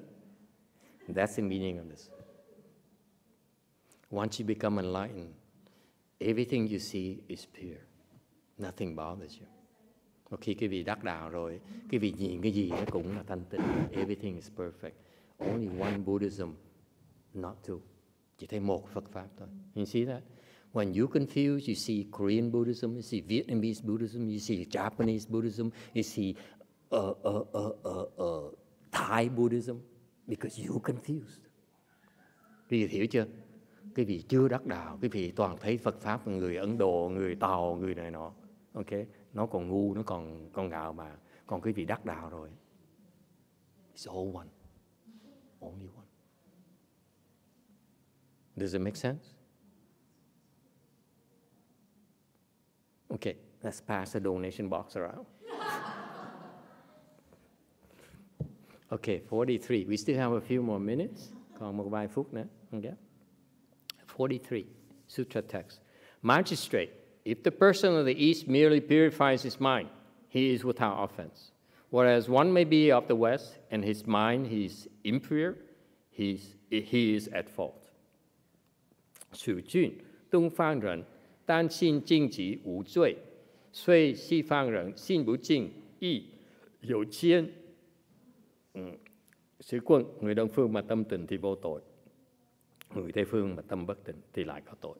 So he says, don't be so stuck on the location, on the direction, east, west, north, south. Đừng có, Ngài nói là cái vị đừng có kẹt vào cái đông, tây, nam, bắc. Okay? It's about your mind, với những cái tâm của cái vị. If your mind is pure, then you are no longer creating offenses. Cái tâm cái vị nó có tịnh rồi thì cái vị không còn tạo nghiệp nữa. Whereas you could be in the West, could be in a pure land, but your mind keeps on creating offenses, you are still at fault. Quý vị ở cái chỗ tốt nữa, cái tịnh độ đấy nữa, mà cái tâm quý vị nó còn bất tịnh đó, nó còn có những cái tội đó, thì quý vị ở đó quý vị vẫn bị lỗi như thường. Agree? It's very simple. Instead of looking at the location, east, west, okay, north, south, nhìn tới America, Korea, Vietnamese, Thai, and so forth. Đừng nhìn Đông, Tây, Nam, Bắc, đừng nói là Việt Nam, đừng nói Đại Hàn, đừng nói Tàu, đừng nói Ấn Độ. It doesn't matter. If your mind is impure, your Buddhism is impure. Cái tâm quý vị nó bất tịnh thì cái Phật Pháp quý vị nó bất tịnh. So far so good? It's that simple. Nó giản dị như vậy đó. 45. Sutra text. The person in the East creates offenses, then recite the Buddha's name, seeking rebirth to the West. When a person in the West commits offenses and recite the Buddha's name, in which country can he seek rebirth?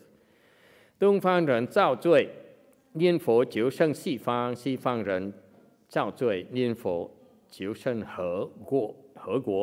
Người Đông phương tạo tội niệm Phật cầu sanh Tây phương. Người Tây phương tạo tội niệm Phật thì cầu sanh về nước nào? He is referring to in slide 44. He's referring to the fact that the reason that we are here in a Saha world and we seek rebirth to the Pure Land. Ngài nói cái này nó hơi khó nghe, a little bit difficult to your ears. Okay, so I'm warning you. You may want to tune out and come back, a little bit later. Thì nói trước cái vị, this is not for everyone. Okay, say if you're here, people here, they're smart and they seek rebirth to the Pure Land. Người đây, Ngài nói, người khôn lắm, họ tìm vãng sanh Tây phương cực lạc. Why? Because deep down, you know you're creating offenses and you want to skip town on the banks.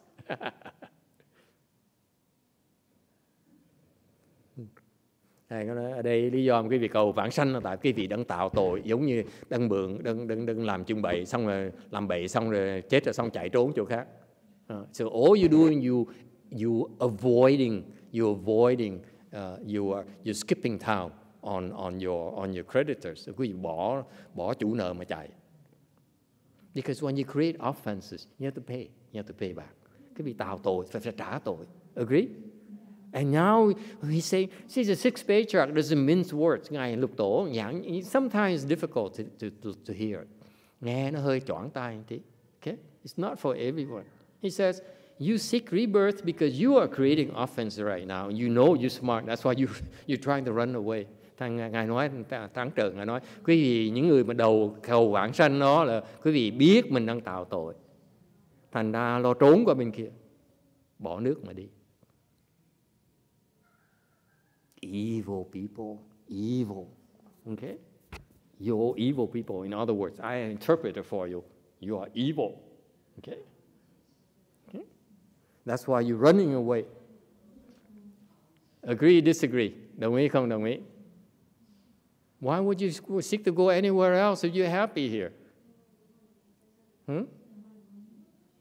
That's what he's saying. You're running away because you're creating offense. You know better. You know you can't help yourself. You're creating offenses. It's so sixth patriarch.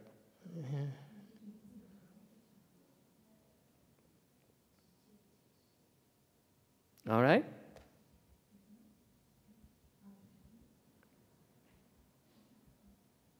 happened? I keep going the wrong way. Sorry.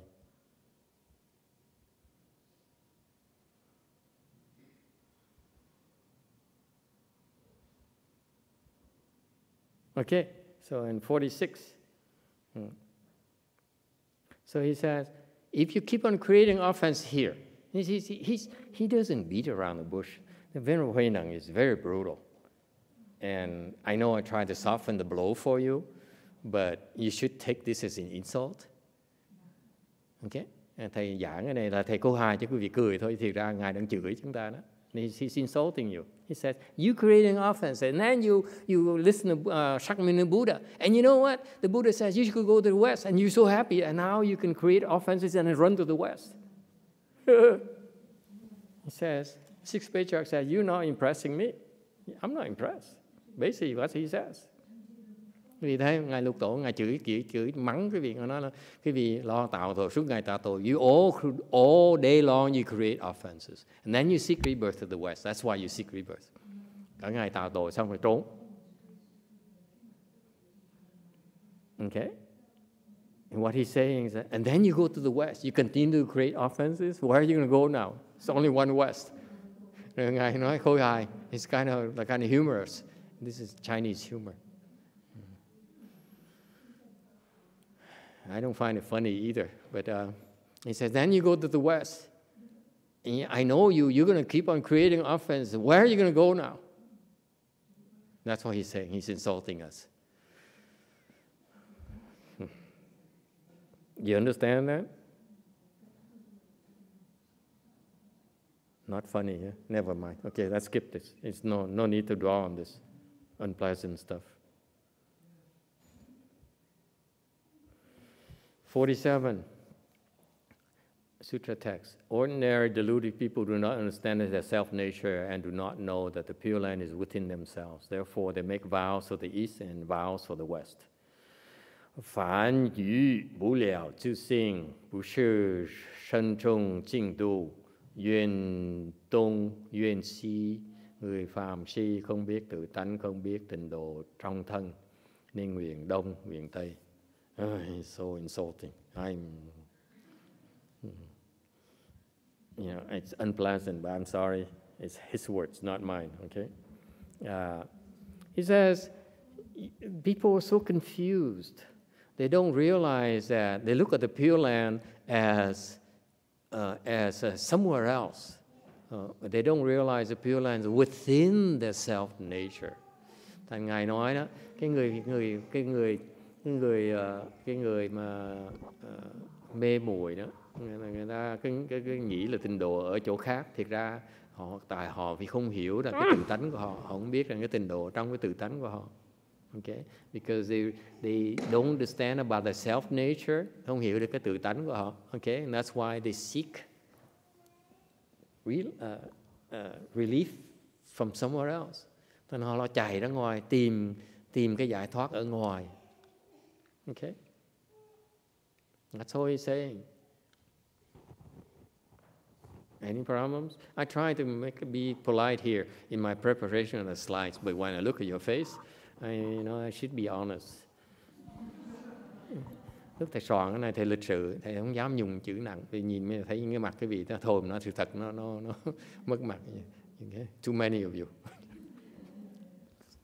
Okay, 49, 49. Sutta text. To enlighten people, all places are the same. That is why the Buddha said, wherever one dwells, one is always peaceful and blissful. 无人在处一般，所以佛言随所处，处恒安乐. Người ngộ chẳng chỗ nào cũng thế, nên Phật nói tùy sở trụ, xứ hằng an lạc. He says, I don't know you can understand this. He says, enlighten people, I know you don't understand. If you enlighten, it's no east, it's no west. Everywhere is the same. Ngài nói, không biết quý vị hiểu được cái này không? Để tôi nói quý vị nghe. Quý vị giác ngộ rồi, chỗ nào nó cũng là một thôi. Okay? That's what the Buddha said. Vì vậy Phật mới nói, wherever one dwells was always peaceful and blissful. Khi cái vị đắc đạo rồi thì chỗ nào mình ở đó, mình cũng luôn luôn an lạc. You're always peaceful and blissful wherever you are.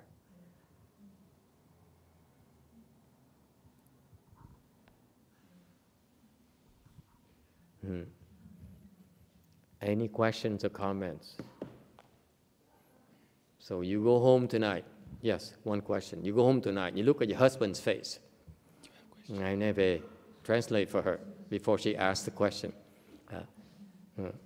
You go home tonight and look at your husband's face.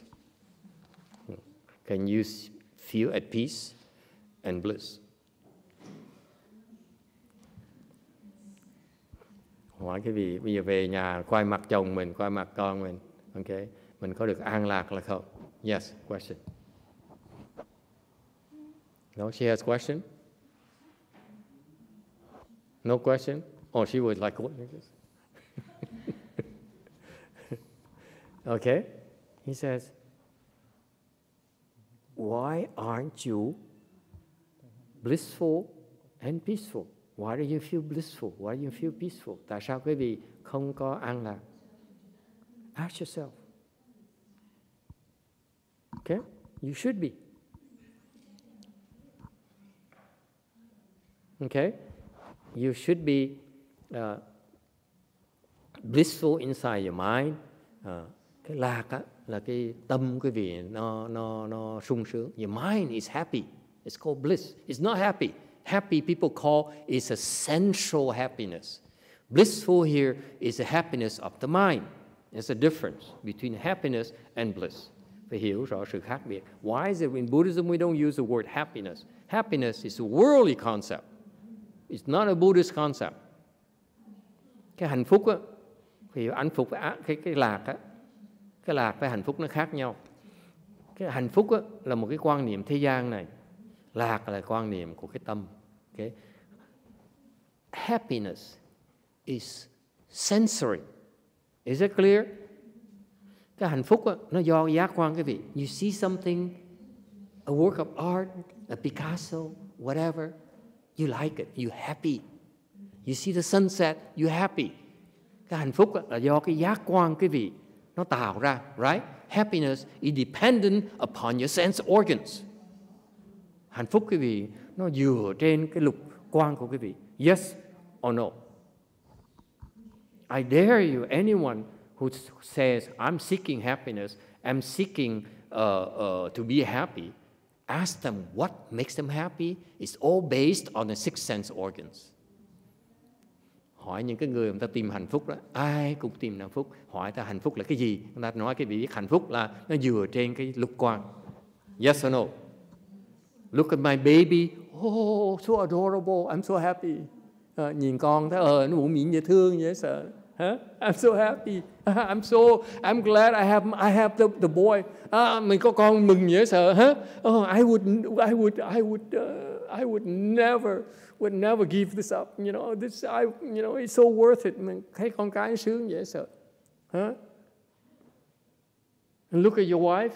Oh, she's so pretty. Vợ đẹp quá. Oh, I'm so happy. Why? Because my friend is jealous of me. How come your wife's so nice, so pretty? Right? So everything is based on your sense organs. That's what makes you happy.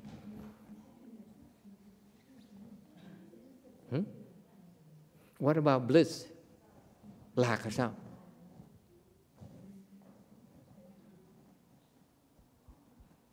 Bliss is what you naturally pertains to the state of your mind.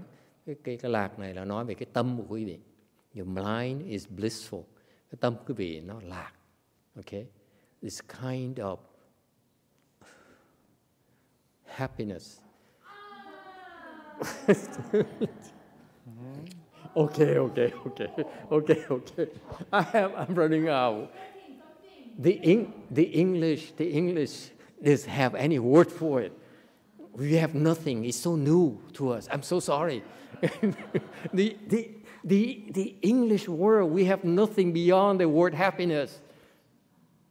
Agree, disagree? How can you describe anything beyond, what's the equivalent of happiness? Told you. No other words. Okay?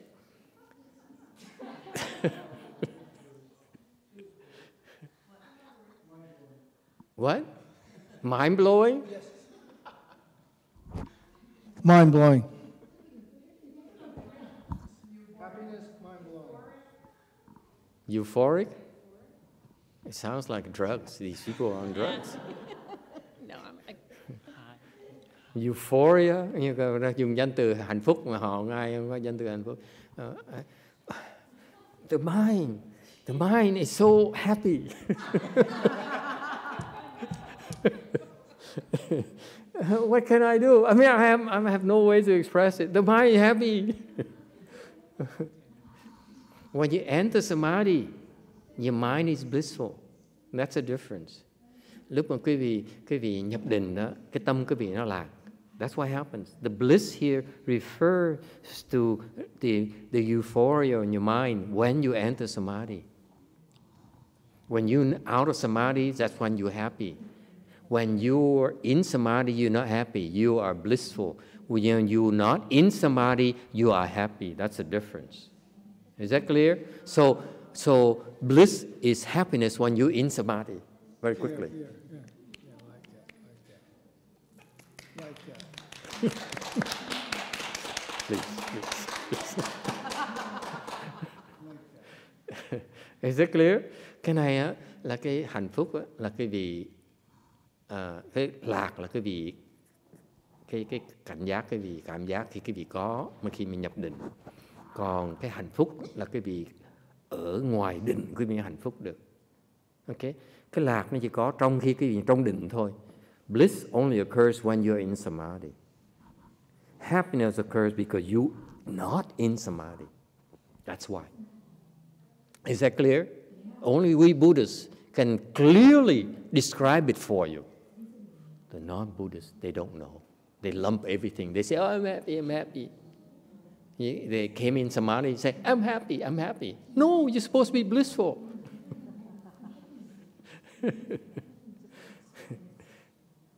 Okay, now I'm insulting a non-Buddhist. Yes, be careful. Dạ thầy, nếu mà thầy đang trong định mà mình cảm thấy lạc thì có thể là cái đó là tư tưởng vi tế. Yeah. Yeah. But if we call it bliss, we Buddhists are very particular. It's not happiness, it's bliss. So that's why the monks and nuns who say, you should be seeking happiness, meaning they're saying you should be not in samadhi. You see that? For us professionals, we look at this and say, no, you cannot teach like that. Is that clear? Quý vị biết không, là những cái người ta nói quý vị đi tìm hạnh phúc đó, học cái pháp dạy quý vị học pháp cầu hạnh phúc đó là cái dạy đó là dạy sai. Ok, là dạy quý vị không nhập định mới có hạnh phúc được. It's not possible to be happy when you are in samadhi. You are blissful. That blissful is far better than happiness. Cái lạc này nó hay hơn cái hạnh phúc nhiều. Last longer, nó lâu hơn nhiều. Yes, you are happier. Yes. Master, an lạc, so you are blissful, but you also have to be at peace. Wait, I'm coming there. I'm only doing the love right now, only doing the bliss right now. Okay? When you're in samadhi, you're also at peace as well. Not just bliss, you're also at peace. That's what's so beautiful about it. When you're happy, what are you? Agitated. Yes? Oh, the rose smells so good. Oh, I'm so happy. Actually, you're agitated. You're vulnerable. You're shaken. Lúc quý vị hạnh phúc là quý vị đang bị loạn. Your mind is chaotic. Cái tâm quý vị nó đang tán loạn. Happiness makes you chaotic. Makes you confused. Cái hạnh phúc khiến quý vị mê muội. Agree? Whereas when you are in samadhi, that bliss there is much better than the happiness. Thành cái vị nhập định đó, vì cái lạc đó nó hay hơn cái hạnh phúc nhiều. Okay? Much more intense than happiness. Nó mạnh hơn cái hạnh phúc nhiều. I'm referring to high level samadhi. Low level like you, it's okay. Trình độ cái vị thấp, it's okay, stay happy. Trình độ cái vị thấp, hạnh phúc làm sao ấy. Lên cao rồi, you get higher and say, oh my God, why didn't I know about this? Lên trình độ cao rồi mới thấy cái lạc nó, the bliss is wonderful. It says, that's why you can let go of the food and the stuff. Đó mới không thèm ăn, thèm này nọ nữa. Okay? Because truth be told, because if it weren't the case, all these monks and light monks will go back to happiness. To go back to seeking happiness again. Tại vì nếu không có thật như vậy, những cái người mà giác đắc đạo rồi á, người ta bỏ cái đó, ta trở về ta tìm hạnh phúc hơn. Họ ở đó tại vì họ biết cái lạc này nó hơn cái hạnh phúc. They stay there because they know the bliss is far better than happiness. Okay? And then when you in bliss, you also are at peace. Và khi cái vị nhập định nữa, cái vị được cái là an nữa, you at peace. Meaning what? Meaning what?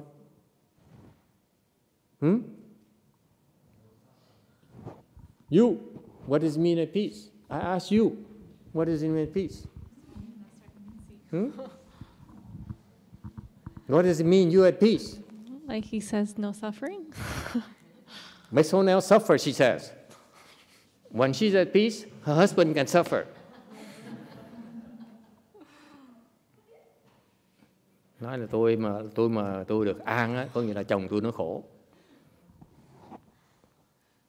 When you're at peace, can I borrow your son, please? No. I'm going to tell you what I'm going to do. I'm going to wake him up, okay? And then put his stand up here, okay? On the table, and then push him. See if you can be at peace. You cannot be at peace. Just thinking about it, you're scared already. You're not at peace. And you're at peace, you hear what I plan to do, and you wake him up, you let him bring it up here, and he's, and then pass it. And the guy's, and then see if you can be at peace. When you're at peace, nothing bothers you. That's what it means. An có nghĩa là không ai làm cái vị phiền não được. No one can afflict you. No one. Nothing from outside can afflict you. Okay? And your wife can scream at you and you're still happy. You're still blissful. Vợ mình mắng nhiếc mình cũng an lạc như thế. We're still blissful and peaceful. There's hope for you, my boy. Huh? Isn't that cool? Name anything else that you know, he can bring you there. Thầy hỏi cái vị biết cái gì hơn cái này được không? Does more money bring you peace and bliss? Thầy hỏi cái vị nhiều tiền hơn khiến cái vị an lạc hơn được không? Yes or no? More money. Yes or no? Huh? I don't know because I don't have any money. I have to ask you. Tôi hỏi cái vị tiền đó. More money. Does it make you give you more peace and bliss? Yes. more peace. No, he says, I have more money, I can give it to Master Temple. I said, no, your wife will kill you. There's no peace there. Dám cúng dường hết rồi, nó tới nó nhéo cái tai cho mà chết. How about what can you bring more happy? Can you think of something where you have more will give you more peace and bliss. Tại hỏi quý vị đó, quý vị nghĩ được cái gì mà khiến quý vị có nhiều hơn, nó cho quý vị an lạc không? Please tell me. Anything you know this world that you have more will bring you more peace and bliss. Nothing. Think about it. Quý vị thấy không? Không có gì trong thế gian này nó cho quý vị có nhiều hơn mà được an lạc. More children, more headaches. Hey, Joseph, I'm talking about you.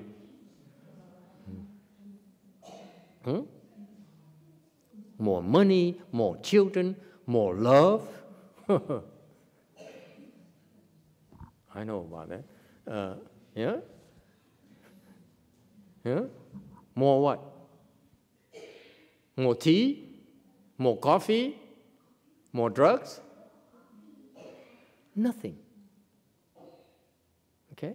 But more samadhi will give you more peace and more bliss. Chỉ có định mới cho cái vị được cái đó thôi. Alright? So the peace here refers to the fact that the outside world cannot afflict you at all. Cái lạc, cái an này có nghĩa ở ngoài đó, you are even killed. Cái vị không có bị lay lúng được. Okay? Lung lạc được. So far so good. Next time we do 51. Thank you very much. Sao? 51. Now you're going to have the jelly beans. You have 2.